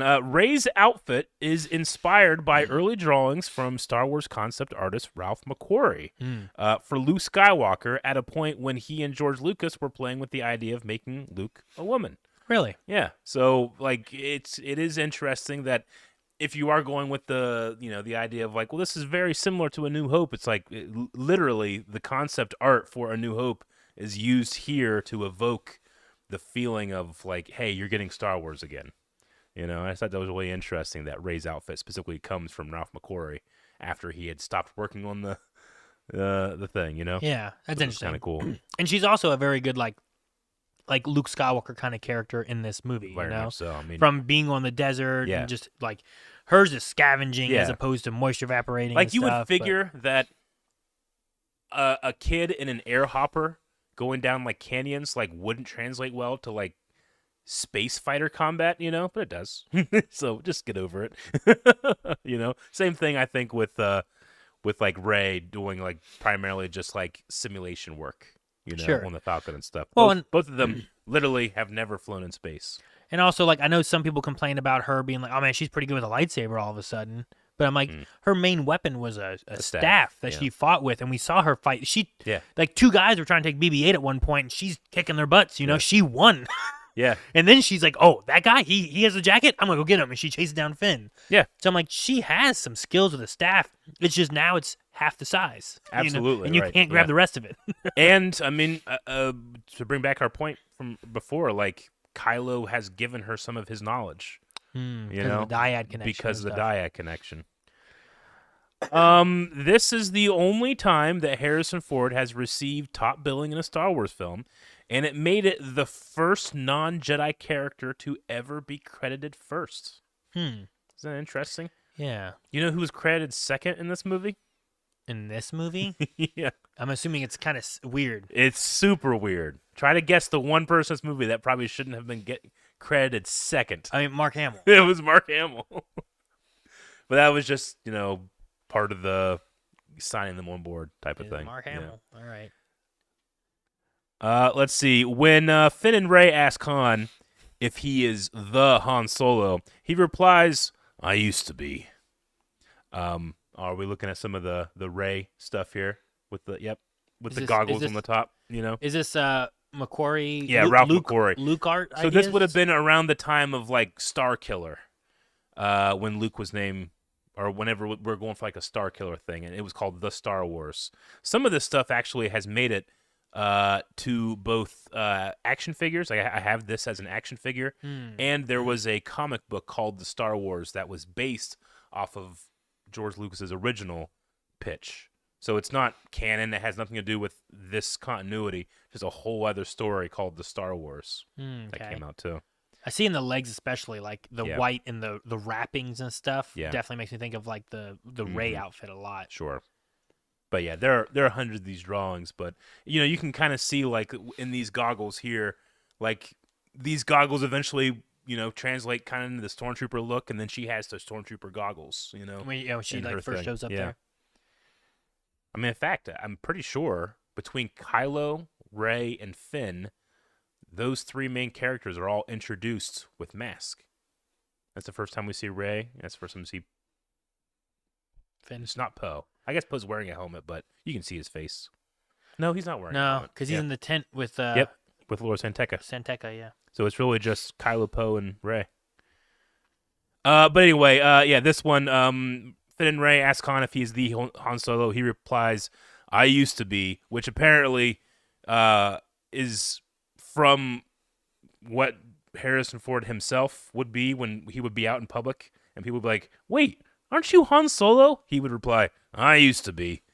And J.J. Abrams loved that so much it's in the movie. Really? Isn't that pretty crazy? I used to be Han Solo. I I'm not used Han to Solo be. anymore. Yeah. That was 30 years Well, ago. I mean, he famously he wanted the character to be killed off in Return of the Jedi. He kind of wanted to be done with it. One of the reasons that he came back for this movie is like, all right, yeah, I'll do it. I'll be the lead. You got to kill me. I'm done. I don't want to do this anymore, And then Carrie passes away, and he's like, I got to come back. I'll do it. It's like he came back to honor her. Yeah, absolutely.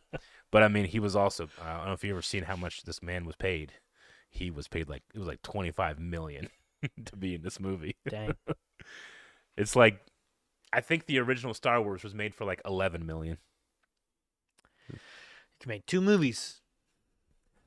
This is a fun thing. This is the X-Wing. Is this right? Blue Squadron makes its debut appearance in this in the final battle. There's Black Squadron, there's a Blue Squadron and stuff. I know there was a Black Squadron because they Yeah. said that. I'm like, oh, a Black Squadron. Okay, I don't remember that. But it's just one of the fun facts of Blue Squadron was that in A New Hope, it was supposed to be Blue Squadron that Luke was a part of, not Red Squadron, but they literally couldn't put blue on the ships because they were doing blue screen. Oh, so really? they had to change it to Red Squadron. So now in this movie that many say is, a remake of A New Hope, well, Blue Squadron finally makes its debut.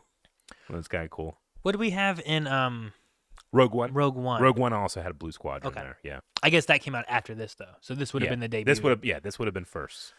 Okay. Yep. A lot of people know that while filming in the summer of 2014, Harrison Ford broke his ankle on the door of the Millennium Falcon. Like something I heard that happened, it came down. Yeah, I heard something And about that. it broke his ankle. They had to shut down the entire production. Like when he came back, like his hair was longer, so some of the scenes they have to like CG his hair, But a year later after the injury, because obviously everybody's like, oh my God, we hurt like the most famous man in the world on our set. What are we going to do? J.J. Abrams a year later revealed that when they were running to go help Harrison and get him out there, he severely hurt his back, but like didn't tell anybody. JJ did? Yeah. I just love the idea. It's like, oh no, I'm hurt too, but I don't. we got to take care of Harrison, you know? Not right now. So Don't he be here kept now. it to himself for like a year. Dang. Okay. But that was just a funny thing with that. I mean, this one is more of an observation, you know, but rest in peace to Kenny Baker. This is the first Star Wars film that does not have Kenny Baker cast as R2-D2. You know, he was, even in the prequel trilogy, many times in the R2 outfit. But with this movie, Kathleen Kennedy was convinced the R2 builders, you know, the 501st and the R2 builders were like just so amazing that like we have to use these guys, you know? So, and Kenny was actually quite old. He ended up passing away August 13th, 2016 at the age of 81. But it is the first movie that we don't have him cast as R2-D2. So rest in peace to They that. should have at least had him there as a consultant. Here's what R2 would do. Yeah, right? Yeah. All right, so because of the secretive nature surrounding the film, several cast members found out that they had gotten parts in the film with very short notice. Domhnall Gleeson found out the day after he auditioned, which was only one day before the first table read. Oh. This one's crazy. Oscar Isaac found out only several hours before the table read, and he was instructed to wait in a London hotel room to receive a call telling him whether he was to go downstairs and into a waiting car that would take him to the table read or a flight home. Isn't Wait that here. crazy? We'll call you, and Yeah. it'll either be a car or you're going You're home. either not going to get it or we're going to take you to the table read. Okay. Crazy. That's interesting. I can't imagine that. Hours. And that table Hours. read is the, I believe that's the black and white photo that we Is that the one that we saw. Spaceballs yes, parodied? Spaceballs. I think so. I love that Spaceballs parodied a behind-the-scenes picture of It's Star perfect. Wars. It's so perfect. But that's crazy. You know, I mean, but they had a lot of like secretive ops on this film, you know. They were super worried that it was going to get out there, so that's what they had to do, I guess. Did they have a secret name for this movie like they did like Blue Harvest or any of I those? believe so, but I can't think of what it was. I used to know all those for the Schmodown, but I don't know what it is right now. Gotcha. It's on Nostalgia Nintendo said, did Rogue One have gold or am I misremembering? They did have a gold. Gold Squadron? A gold squadron, yeah. Gold Leader's in there, Red Squadron and Blue Squadron are all in there. They used some like alternate takes or something like that, I think, of A New Hope for doing that. I still think that the Rogue One space battle is probably like my favorite space battle. Great. It's amazing. I love it. At one point, Han Solo refers to many of the iconic vocabulary from the Star Wars mythos as mumbo jumbo. It's a bunch of mumbo jumbo. This is the very same word that the late Sir Alec Guinness so famously used in so many interviews when complaining about the dialogue he had been given for his role in A New Hope. Just a bunch of mumbo jumbo. I don't know what it is, you know? So they use Alec Guinness's like dismissal as the word Han Solo says, I used to think it was a bunch of mumbo jumbo. I love stuff like that. That is fun. Okay. Yeah. Pull it from an actor of the original for an actor of the original to say about Yep. what he thought it used to be. Well, and it also fit very well with Han Solo, where he was like, you know, I ain't seen nothing. This whole galaxy made me believe there's some all-powerful force. And then now you get to him, he's like, it's all true. All of it. Yeah, it's so good. There's so much lived history in that line. Yeah. Okay, this is a fun one. Sir Gary Oldman auditioned to play Lor San Tekka, but the role, of course, went to Max von Sydow. But I didn't know this. This is the third Star Wars role he almost got, including Obi-Wan Kenobi in The Phantom Menace. Really? He Gary was Oldman? up for it, and he was close. And General Grievous in Revenge of the Sith. I don't know about that, but weird. I know that I knew about Gary Oldman in Revenge of the Sith because Gimli, John Rhys Davies, also was he up was for up it? for it. I know that, but they also had something. You know, Star Wars and Lucas didn't get along with some of the unions and stuff. So because Well, of I know- he wanted to have the crawl, but the unions demand you have all your stuff up front, you know? Sure, most Yeah. unions want a credit sequence Yeah. somehow in the beginning, and they have certain things that they want you to put, Yeah. which is like some of the actors, Sure. some of the production people, and whatnot. And, then, And he was saying, like, look, I've already established that we start with Star Wars and a crawl, and I don't do that. And they're like, well, we've changed our rules since then. He's like, okay, I'm sorry. I can't cast some of your actors then, you know? And I think that happened with John Rhys Davies. Gotcha. And apparently Gary Oldman. So, and he's a sir. Sir Gary Oldman. I didn't know he was a sir. Mm-hmm. Absolutely. The character of Maz Kanata is based on J.J. Abrams' former English teacher, Rose Gilbert, whose very large glasses apparently matched those of Maz perfectly. When beginning pre-production, it was revealed that production designer Rick Carter also had Gilbert as a teacher, and when coming up with the design of Maz, tried to contact her to let her know that she was the basis, but she had sadly passed away at the age of 95 before then. Yep. Man. I love that stuff. It reminds me of like the creation of Yoda, and how the man that made that, is it Stuart Townsend, I think is his name?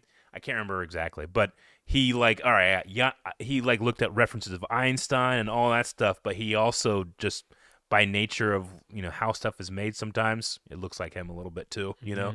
So you put a little bit of yourself in there. So I like that J.J. Abrams, when thinking of characters that he can throw in Star Wars, he's like, okay, who are crazy characters in my life? And it was a teacher with the crazy glasses. Would you be excited if you were like, oh man, you know, I was a basis of a Star Wars character? Is there a line where you're No. like, You could do anything. it sucks that I was the fattest basis of Gamorrean What about the skinniest one? that bounces when you throw no, him off. what about the skinniest Gamorrean? Yeah, You're okay with the skinniest Gamorrean? yeah, because that means that someone enjoyed my dislike of Skinny Gamorrean so much that they want to pay homage to it, and I respect that they enjoyed it that much. All right. So yes, anything. I just wonder, Yes, like, please. I think of like you know, like in Home Alone, Mhm. wherever like he pulls out like Buzz's girlfriend, but it was like some other boy that was playing Yeah. the role of that girlfriend Yeah. because they didn't want to have like some Yeah. girl be the face of like a Exactly. kind of thing. No, I don't. I'm like, is there a line where like, this is the Star Wars character you're modeled Yep. after, and you're like, I am very secure in who I think I am. You can do anything. all right. According to the Star Wars Force Awakens visual dictionary, Captain Phasma's chrome armor comes from melted down chroma armor from Emperor Palpatine's Naboo yacht. Did you know that?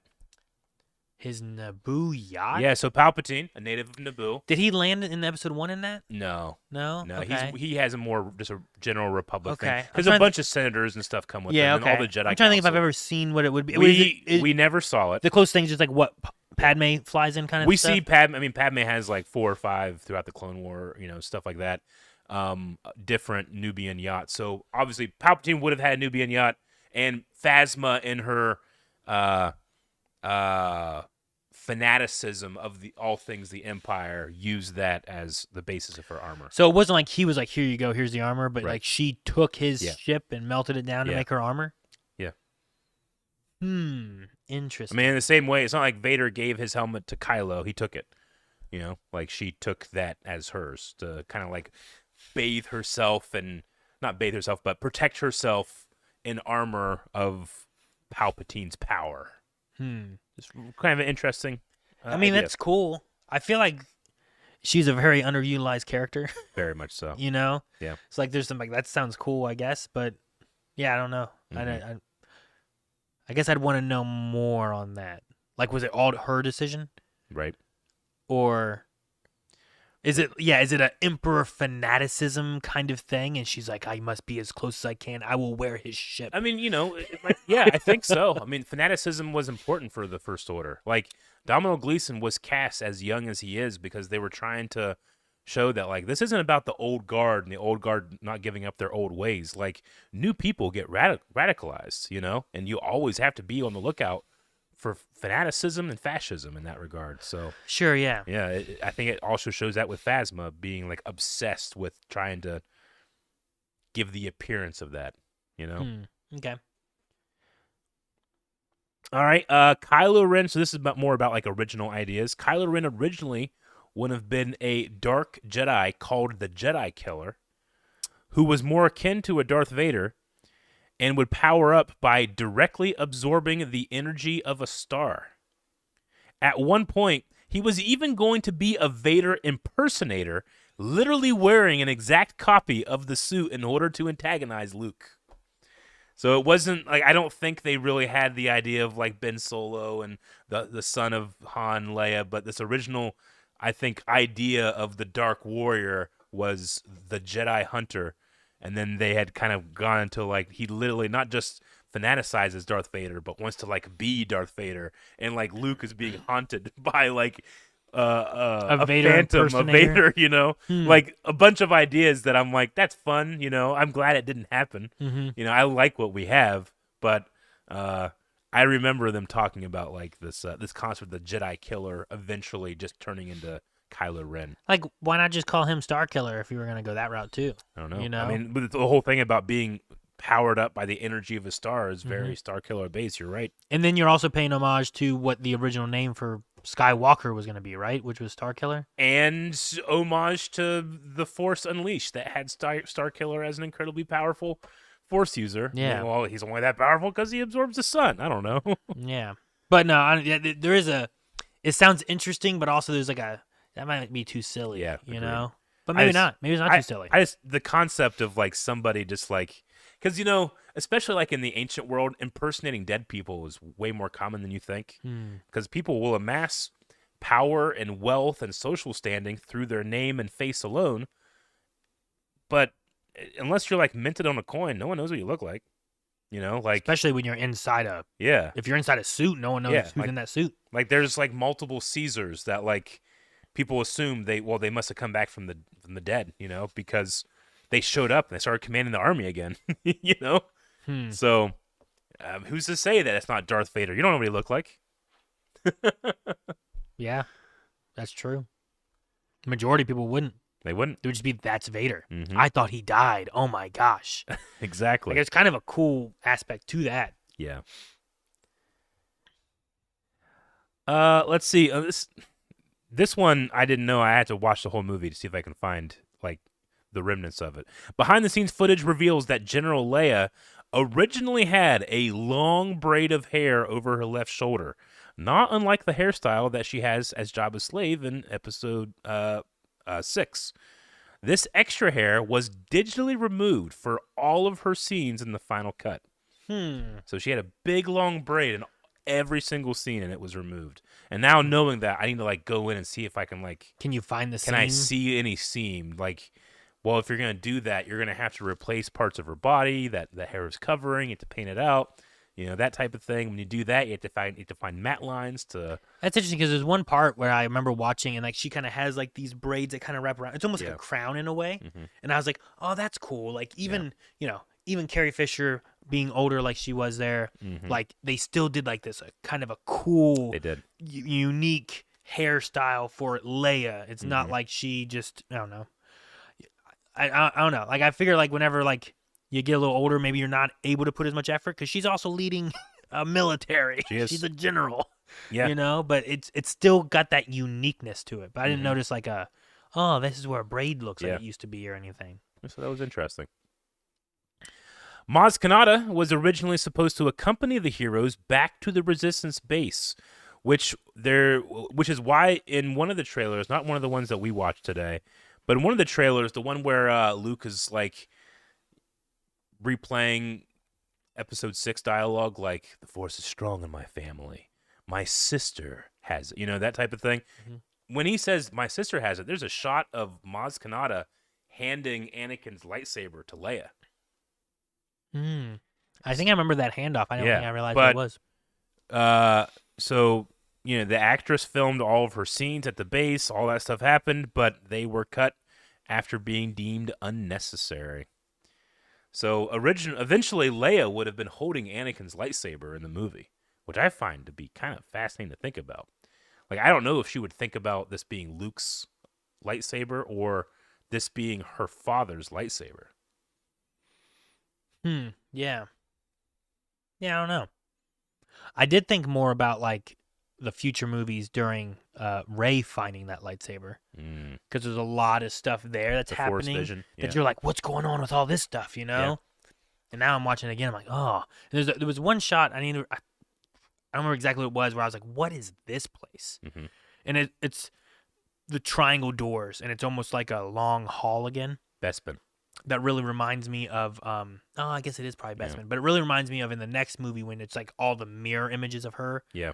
and it was like I get you. Okay. it felt similar to that too. Now that's I believe that's the hallway in Empire Strikes Back when Vader and Luke are fighting. Because like Before the big and it's before the big like window scene when like Vader's like turns off his breathing for a second and tries to get Luke. You know? cool, gotcha. Yeah. Sure, okay. I believe that's what it is. Yeah, Oh, yeah, I remember here's that the- in the trailer. Here's the thing, yeah. My sister has it. That's another thing too. Like, we don't. I was trying to think of like things from the movie that have never been answered. Like, how did Maz Kanata get that? I don't have it in here, but I had learned that there's like this idea that Maz Kanata she was a pirate for like hundreds and hundreds of years, and then kind of mellowed out. Yeah. That her castle is built upon the battleground of a Jedi and Sith like battle. There's like other ideas out there. Might be one of the reasons that it was like a Force Nexus, and the lightsaber might have like extra juice to call to Rey or something. I don't know. But there was also a scene that she was going to use Force power to like move somebody away from like falling stuff. So she didn't get that either. But there's a lot of Maz Kanata stuff cut out, and I don't know how she got that lightsaber. Sure. A version of this movie starts with a lightsaber floating in space, and it like you follow it as it gets to Maz Kanata's castle. But then you're asked like, how did it? Why get was it from... in space? What was it doing there? Yeah, why was it there? I feel like I heard something about like a comic or something like that follows the Yeah. saber at some point. Is there? But I don't know if that's true or not. I don't know. I feel like I remember hearing something about that. Though talking about Maz and the base that she's in, the castle. Yeah. Like we had stuff with that on Bone Collector. Was that what it was called? What was it called? Force Collector? It's not Bone Collector. Yeah. The Force Collector? Yeah. Where like they talk about like the feeling and like being squished Yeah. and stuff by like all these like almost like voices and souls and stuff too. So like if it was a battle between light and dark, like that makes sense why there was so much crushing like Yeah. the aspect on the character in that where they're in the castle and it's like you can feel them in the walls. Yeah. So that kind of makes sense then. Speaking of the Force back, as some people have called it, contrary to popular belief, the segment of Rey's Force vision with Kylo Ren and the Knights of Ren surrounded by dead bodies does not take place at Luke Skywalker's Jedi Academy, nor are the bodies Luke's pupils. Pablo Hidalgo, a Lucasfilm Story Group, stated that the scene takes place elsewhere, and the man stabbed at the beginning of the sequence by Kylo Ren is credited as clan leader. So I think the idea there is that you're just seeing Kylo amongst the Knights of Ren out active in the galaxy against other groups, But when I watched that, I thought, like, who's the guy with the hat? Is that like a Jedi Padawan? But he doesn't have like a lightsaber or anything, you know? So that's a misconception I definitely had. Okay. Interesting. I also want more on them. The Knights of Ren? Yeah. Yeah. I feel like we don't get that's another one where I was like, man, I don't really know a lot about these Agreed. guys really. Sure. Like there's like that fight that they have later on with Kylo and 9 or whatever, right? Yeah. I think that's with them. I remember feeling that way about like Grievous's Magna Guards when I watched episode 3, being like, who are these guys? Droids that can fight off Jedi with staffs and stuff? I want to know way more about them. Yeah. They're just sweet droids, I guess. We don't really learn much more. But yeah, I'd be interested. I think their designs are really cool and stuff, but you get a little bit more with them in episode 9, but they're mainly just chasing you around in their big buzzard plane they have. I love that in episode 9 they had this big giant ship that like had smog behind it. It's like those dicks. just polluting. Yeah, as they fly. there's like rolling, coal. Like around here sometimes you'll get these assholes in giant trucks and they'll roll coal on you. So that's what the Knights of Ren do. The rumbling noises of the Rathtars chasing Han Solo is the very same sound effect as the boulder that famously chases Indiana Jones No, it's in not. Raiders of the Lost Ark. Really? They just Sound change it? designer David Acord used it as an homage to Harrison Ford and Ben Burtt, who created the original effect. Isn't that nuts? I have to listen to it again. We gotta 'cause, listen like, to I it don't, again, I didn't yeah. know that was a thing. That's kind of Mhm. cool. I mean, they roll around and attack you. Mm-hmm. They do. I really like that sequence. I love think it's that really sequence, cool. The Ratars. The only yeah. the only part of it that I thought was weird was there is a moment when Finn gets grabbed, and I feel like every other person that gets grabbed is like eaten so quickly. Yeah. But that time, like Finn's like, Well, they're saving him. Like, like animals they'll kill to eat, but then sometimes they'll like capture to eat later. I guess so. Though it does lead, like, one of my favorite moments there with Finn and Rey was like she goes to the doors and she's like, okay, there, what? Yeah. Now, and it shuts the doors. Like, oh my gosh, oh, that door just saved my life. Did you see that? It's like, yeah, that was crazy. Let's go. Like, she doesn't say like I did it or anything. She's like, that's amazing. Yeah. But I was like, I She wonder, doesn't need the credit. I wonder if she didn't want the credit. If she was like, what if you would have missed? Like, a little higher. Yeah. One of those kind of situations. But yeah, I love the door shutting. I mean, this is something that I've noticed that I always notice every time I see it. But at the very end of the movie, when Chewie takes the Falcon to come rescue them from before Starkiller Base blows up, it's like the only time you ever see Chewbacca in the main pilot seat of the Falcon. He always co-pilots from his giant chair, but in that one, he's in the main pilot seat. Yeah. I've always been like, oh. You got to do it alone. Yep. Until they get Rey. Yeah, I know. Then I guess then he can. Yeah. That's such a sad moment. I feel bad for Chewie. Yep. And those, I mean, I kind of sprinkled a couple other of these in the previous discussion, so those are pretty much all of the ones that I have here of Gotcha. some fun facts from The Force Awakens behind the scenes and the movie itself. Yeah. No, I think overall for the movie itself, I think it's probably my favorite of the sequel trilogy. I mean, maybe it's because of the nostalgia that it hits on, like, nodding back to A New Hope and everything, too. Yeah. But, like, I like the introduction to a lot of the characters. I think, like, the general story of what's going on is enticing and intriguing to me. I need to rewatch the next two, and maybe it'll be different just because it's been... I think I only ever saw those in theaters. I think Force Awakens came out, and I watched it more at home and stuff, but I don't know that I really watched much of episodes 8 or 9. Well, their 10 years will be coming up, too. I suppose that's true, yeah. Yeah. It'd be interesting to go through and, like, watch those and then think about, like, what everything means with everything together. Yeah. You know? Like, you're never going to change your first feeling of something. I mean, Yeah, sure. I think your first reaction to something is the most important. Oh, yeah. you know? I had a blast watching all 3 in theaters. Absolutely. You know, whether I know people don't like the throne room fight, you know, and they talk about like the people in the background or something like that. But My I'm like, theater when I was was watching it, I was crazy. like, oh my gosh, Yeah. this is great! I fight back to back. This is so cool. Yeah. Like, I hope one day I can talk about these movies and not have to preempt with, I know some people don't like it, but, you know. yeah, sure. But And it'll happen just like it did like, with the I shouldn't prequels. have to, I guess, do that because like I don't do that for a lot of other stuff. Me either. You know, whenever I'm watching whatever, like Surf Ninjas, I don't think about who doesn't like it. I'm just like, oh, Sure. Surf Ninjas is Yeah. a childhood memory I have. You know. Yeah. I know it's not like the best movie, but Mhm. I have fun with it, and I think there's fun to be had with it. You know. Agreed. So. I think that, especially with The Force Awakens, I'm at a point where, like, I'm not thinking about, I'd rather do it this way. Like, it's just solidified as Star Wars for me. And The Last Jedi is very much that for me now, too. I really only have it with Rise of Skywalker now, where it's like, there's like 2 or 3 things where I'm like, don't like that, and can't get over it yet. Sure. And with time, maybe eventually be like, you know what, I don't care. Uh-huh. Or something happens in Mandalorian or something where you're like, oh, okay. Yeah. It's fixed it somehow for me or something. All right, guys. I think then we'll try to use some of our time left to like take in some questions and stuff from you guys and see what thoughts, concerns, criticisms, whatever it is you guys have. There's a Q&A section on YouTube, and you can put in there, or there are the channel point redemption for questions that you can do on Twitch. We're looking for things that are more around Force Awakens. So Preferably. if it's connected to other aspects of whatever, Not a I big think that's deal, fine but- too. But like the question of are you looking forward to the Maul animated series? Like that's not what we're necessarily looking for. But yes, why wouldn't we be? I just watched I love Maul. Maul's first appearance with Jancy this week. So upcoming for people to check out, but it was so much fun. It's what's in here that's hard. Oh, dude, yeah. The He's so chains are good. the easy part. You can like feel Sam Witwer like giving as much as he can because he knows like, oh, man, people are gonna hate me if I don't get this right.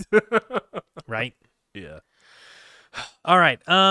Let's see. What is that? Natalia speaks. Okay. In Rogue One, Chirrut Imwe says that the strongest stars have hearts of Kyber. Do you think that explains why Starkiller uses a whole sun for its laser? Yeah. Like, does that have a strong That's Kyber interesting. heart Yeah. in the center of it? I like that. I mean, if it's Ilum, which, Yeah. like you mentioned before too, like we see on Fallen Order, like Ilum being carved out. yeah, and Starkiller mined. base is a giant Kyber crystal. So like inside, yeah, like there's Kyber crystals everywhere. Why is there Uh-huh. not more inside? And that's why it's able to like Yeah. take it all in and then Yeah, blast it I mean, out. Kyber crystals, you still have to provide energy for them, right? You have energy packs and stuff, and then that energy flows to the crystal. And what's more energetic than a sun? Like, I mean, even in our world today, like I think it's kind of ridiculous that we're like doing all these other alternative energy things, and it's like, there's a thermonuclear explosion happening in the sky at all times. That might be the one we go for. We can use that. But yeah, maybe that's what it is. It makes sense with it being Ilum, I think too. So And then there's a lot of like really fun things that's utilized with that, like when right before Han Solo like is killed, like you had this idea that he's reaching out to Ben and maybe he'll get him, maybe he'll bring his son back, and then all that hope is extinguished when the final light of the star is gone.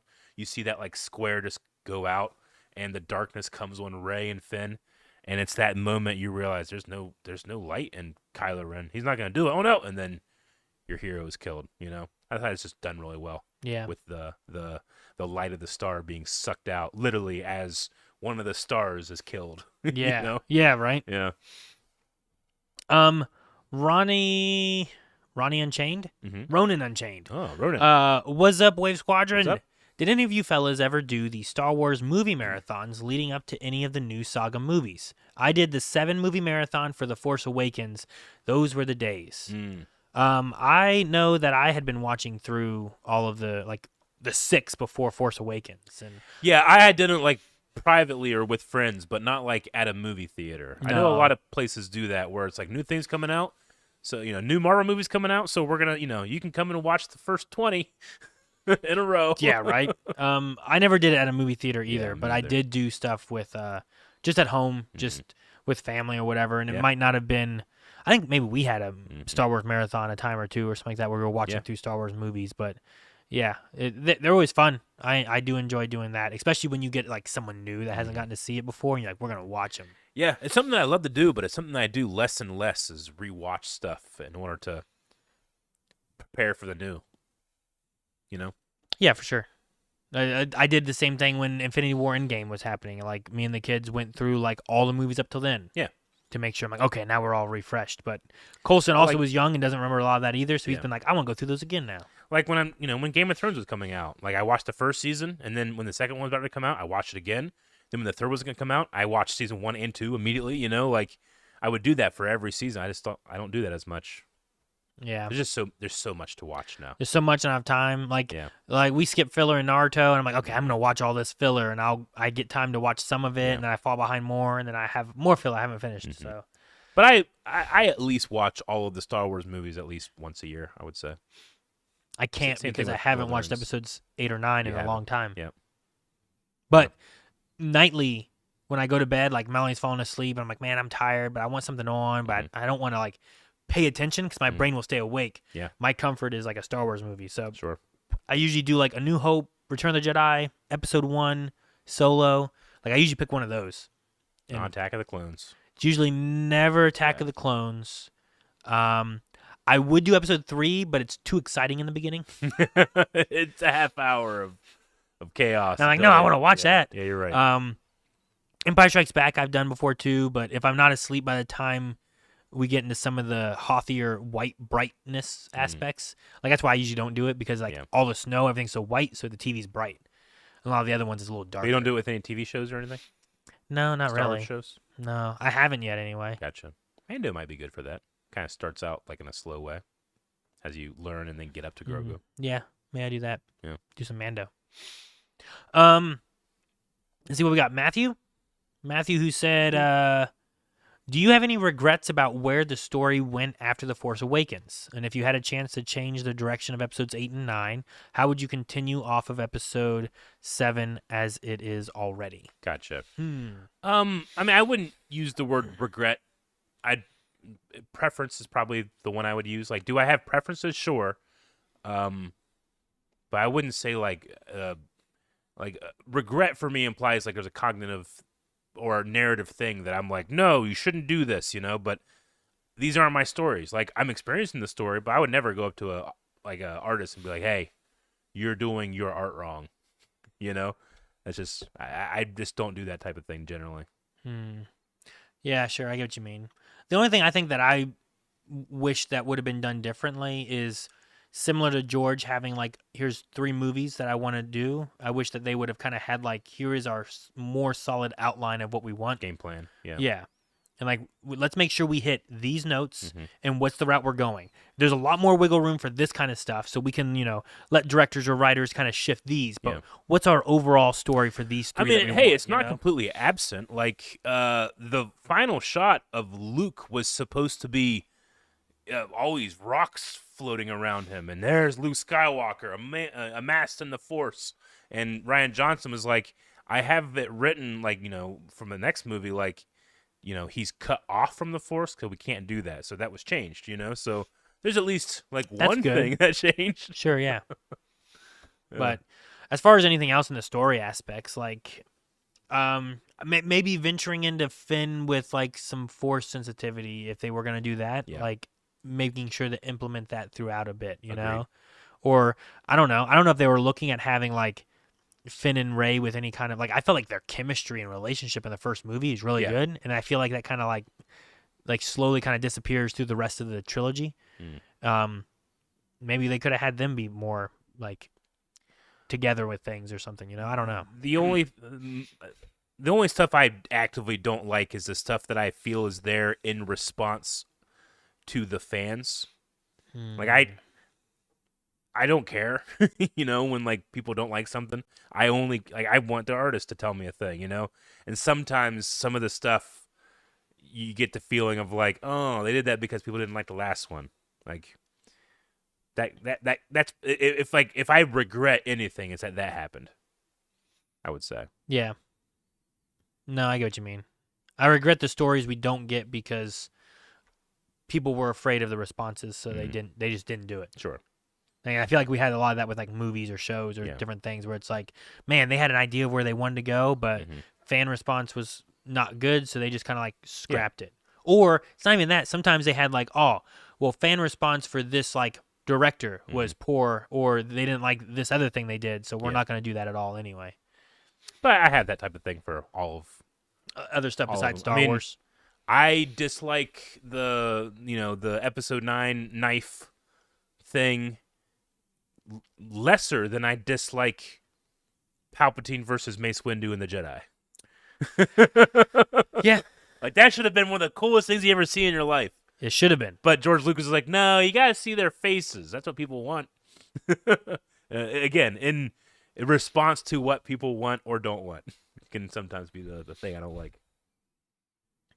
I think this is in response to us talking about like Yoda hiding on Dagobah and being compared to Luke. But to be honest, Yoda and Obi-Wan had an empire after them. They didn't have a republic on their side. Though with that, like the republic on their side, like they could have had a rebellion on their side. I don't know. With what we've seen in Ahsoka, like sometimes the new republic almost like doesn't account that the First Order is really an issue, or they're terrified that they're going to make the same mistake that Republic did, which is collapse into fascism. So they're ultra like, no, we got to be like cool with everybody. And when you're cool with everybody, the people that really want to do you harm they get free passes, you know, until it just, well, one day, I don't know what happened, but now we're taken over by like crazy young fascists, you know. I think that type of stuff is, you know, the prequel trilogy was written around the time of the Iraq War. You can see a lot of stuff in there. The sequel trilogy was written around the time of like a lot of like in the 2010s. It's called like the postmodern era, where it's like where are we gonna go next? Like, are we just continue perpetual wars? Or are we just gonna, you know, do that type of thing? So there's a lot of stuff in there where it's like you might not see the young fascists come in, and that's the First Order. So with the idea that they don't have an empire hunting them, like Yeah. Luke, I think has the First Order hunting, but I think the New He Republic's actively does, too yeah. afraid to do anything too. So like, I mean, think yeah, there I don't know are if you some- saw what the First Order did to that village in the first part of the movie, but they're looking for Luke. Yeah. Yeah. So like, I don't know. I think there is a lot of similarities between like Obi-Wan and Yoda hiding and what Luke goes into doing. I think the reasoning might be similar but still different. Oh, definitely. But I think there's some similarities you can put there. Yeah, I don't think Obi-Wan and Yoda, I mean, they do think that there's a lot of failure on their part, but yeah, that's the Emperor rises there. Luke's is a lot more personal.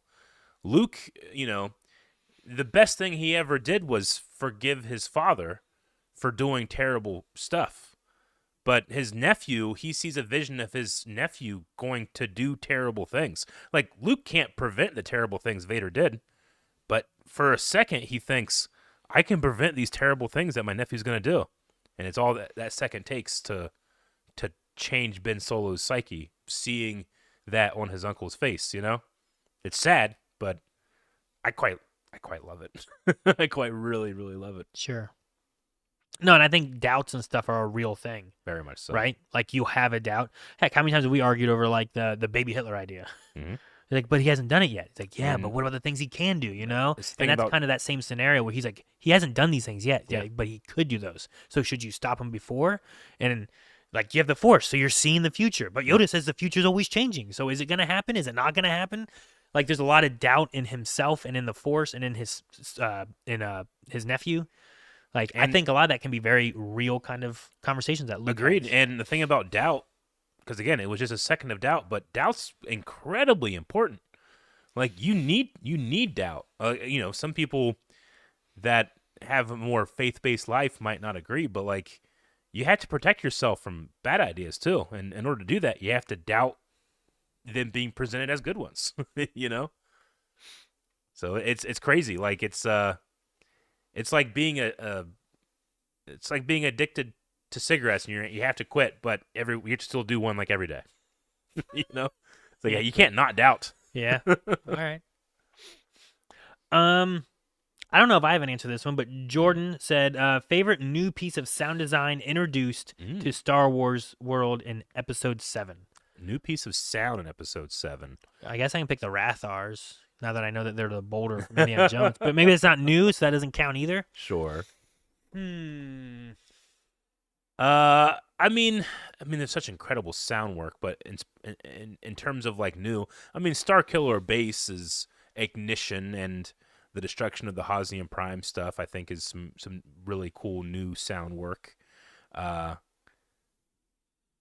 What else would be from Force Awakens? I mean, Yeah, I don't know. yeah. I don't have. What do you good- guys think? I don't like, have as from good the of a new sound stuff? answer in that. Yeah, I'd have to really Though- think about it. Maybe rewatch like with that Yeah. the intention of that. Though, as in thinking about it, I guess I'll say like BB-8. I think his sound design's really cool. Oh, absolutely. Well, that's all kind of, you got to be unique in some sense. And but- that's primarily Ben Schwartz was brought in to do it from Parks and Rec, that guy. And then whenever he had to like move on, Bill Hader came in and finished it up. And it was pretty much just like, get some like wacky guys to come in and like give me some emotive sounds, and then they built from there, you know. So they add the beeps and the boops, but it comes from there going, you know, doing stuff. I Which just I think is awesome. I have to think about it, thinking of those two guys next time I watch it. But You know, yeah, I can imagine that. Bill Hader has this famous clip from back in the day, like when he first got on SNL. He's on Conan O'Brien, and he does a impression of a tauntaun. that's one of the funniest things you'll ever see. Really? Yep. And it's really good. So I like to think that J.J. Abrams saw that and was like, all right, we'll get him to do. We'll call him to get some stuff done. But I was thinking about sound design. I also thought about the bowcaster. And I just really like the story of the bowcaster in The Force Awakens. Definitely. And how strong it is. Yeah, let's Oh, we're gonna watch. Yeah, you gonna Gonk show is us getting this? it up. Yeah, let's watch this clip from Conan O'Brien, the superior one of the late night hosts. I know you're a huge Star Wars fanatic. I am. And we've talked about this before. I'm curious, now that J.J. Abrams is famously firing up the Star Wars franchise and making new ones, have you thought at all about pitching yourself to be in a Star Wars movie? Yeah, I cornered him. I said, I can do whatever you want. I can do anything. I could do Jabba the Hutt dying. You can do Jabba the Hutt. Is there any- Can you hear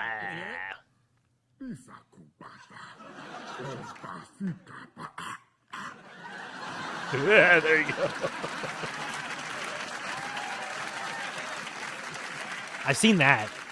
I remember seeing that at some point. I'm working on that since the third grade. That's great.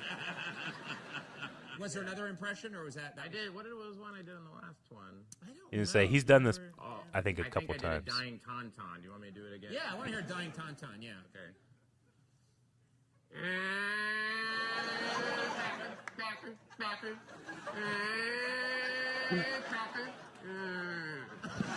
Isn't it perfect?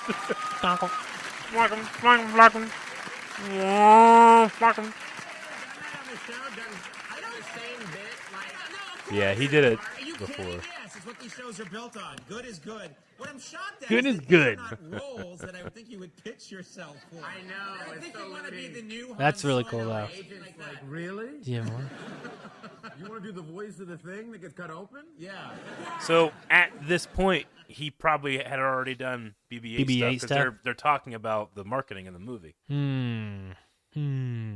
Interesting. No, that's funny. It's amazing. No, it was really good. I had seen the Boba Fett one, but I don't remember seeing his Tauntaun one. So I just The Jabba one, you mean? Yeah, the Jabba one. Because I remember seeing the tongue thing. Like, I just thought it Yeah. was great. All right, we might have enough time maybe for one more question. One? The quickest, easiest one is who would win in a fight, BB-8 or R2? R2. R2 has that dog in him. I don't know if BB-8 has it. I mean, he's wonderful, but he doesn't have that dog in him. R2 lit those super battle droids on fire. Yeah, but isn't in the next movie BB-8's like riding on an AT-ST just shooting everybody? Yeah, I forgot about that part. You're right. That's pretty good. You know? I was Force Awakens minded and focused. You're right. You're right. That's pretty good. I think the correct answer is probably Chopper. I cannot wait until Jancy and I get to Rebels. I know she's gonna love Chopper, yeah. Chopper Chopper's because great. there's so many times where she, Jancy will get mad. It's like just kill him then, kill him. And that's what Chopper does. He's like, I can just kill him. I'm gonna say BB-8 out of those two because BB-8, similar to the robot death battles that I used to watch when I was younger, the ones that worked the best are the ones that couldn't be flipped over, or if they did, they could still keep going. And he's a good point. ball and can never. He's a ball. I guess the worst case is his head can fall off, Yeah. but then you probably roll over to it, pick it back up, and go again, right? Yeah. Whereas R2, like we've seen him be stuck before, and his legs are stuck in the air or something, like that kind of stuff could happen. He was stuck in the sand. Of course, it was 3PO with his feet up in the air. Yeah. Anyway, R2 could. so, but I'm gonna say BB-8 just because he's a ball, and that gives him an advantage somehow. But Chopper would be the right answer. I just don't think he has the guts that R2 has. Yeah, I don't know. Maybe I need more BB-8 time. You're right. I have a lot of R2 time. R2's like a war veteran. He is. Yeah, he's old, man. You're not a war veteran, Gong. Yeah. All right. Yeah. Gonk is made for, he doesn't sprint. He gets there, though. He gets there. Well, all right. Well, guys, I think that besides him getting grumpy, it's time for us to wrap up for today. Yeah. We will be back again with Badonkagonk on January 22nd. 22nd, yeah. So that'll be the next podcast. I don't believe there's going to be a book yet for that one either. Yeah, we're ramping up comic books. What is our next book? Have we? I was gonna say whatever that is. I know what it is, but it's not next month. Yeah, I was gonna say we could let people know, and they could be ahead if they wanted to. Yeah, But I don't remember what the book is. But you're right. it might not be. It's not January, maybe February, but it depends on how soon we get through some of the comics that we're gonna go through too. Which I believe there's some comics gonna be popping up soon as well, like this in the next couple weeks, right? Yeah, we have a bunch that are going to be going on the recording calendar at the beginning of the year. We're pretty with the subathon, which guys, make sure if you don't know about it, we're going to be having a subathon at the end of the month. With our subathon, we've been really prioritizing getting ahead for that, and then the new year we'll be prioritizing here on this channel comic books. But what about comic books that we've already done? We have one set of comic books that are going to be coming out over the next month. And that's over the next month. Okay, I wasn't sure if we had a date or anything. I was going to release them at the very beginning of the year. Okay, I wanted to make sure where we were with those. So, all right, guys, I think that's everything. We'll be back January 22nd for another Badonkagong. Join us for Subathon, December 28th, starting at noon on twitch.tv/blindwave. So, all right, I think that's everything. Out of the Shadows is the next book from the High Republic. Out of the Shadows from the High Republic, guys. So, if you want to get ahead, you can start working on that now. I know sometimes people need more time than others. So, all right, guys. Hope you guys all have a good weekend, and we'll see you guys next time. May the Force be with you. Always. Go, go, go.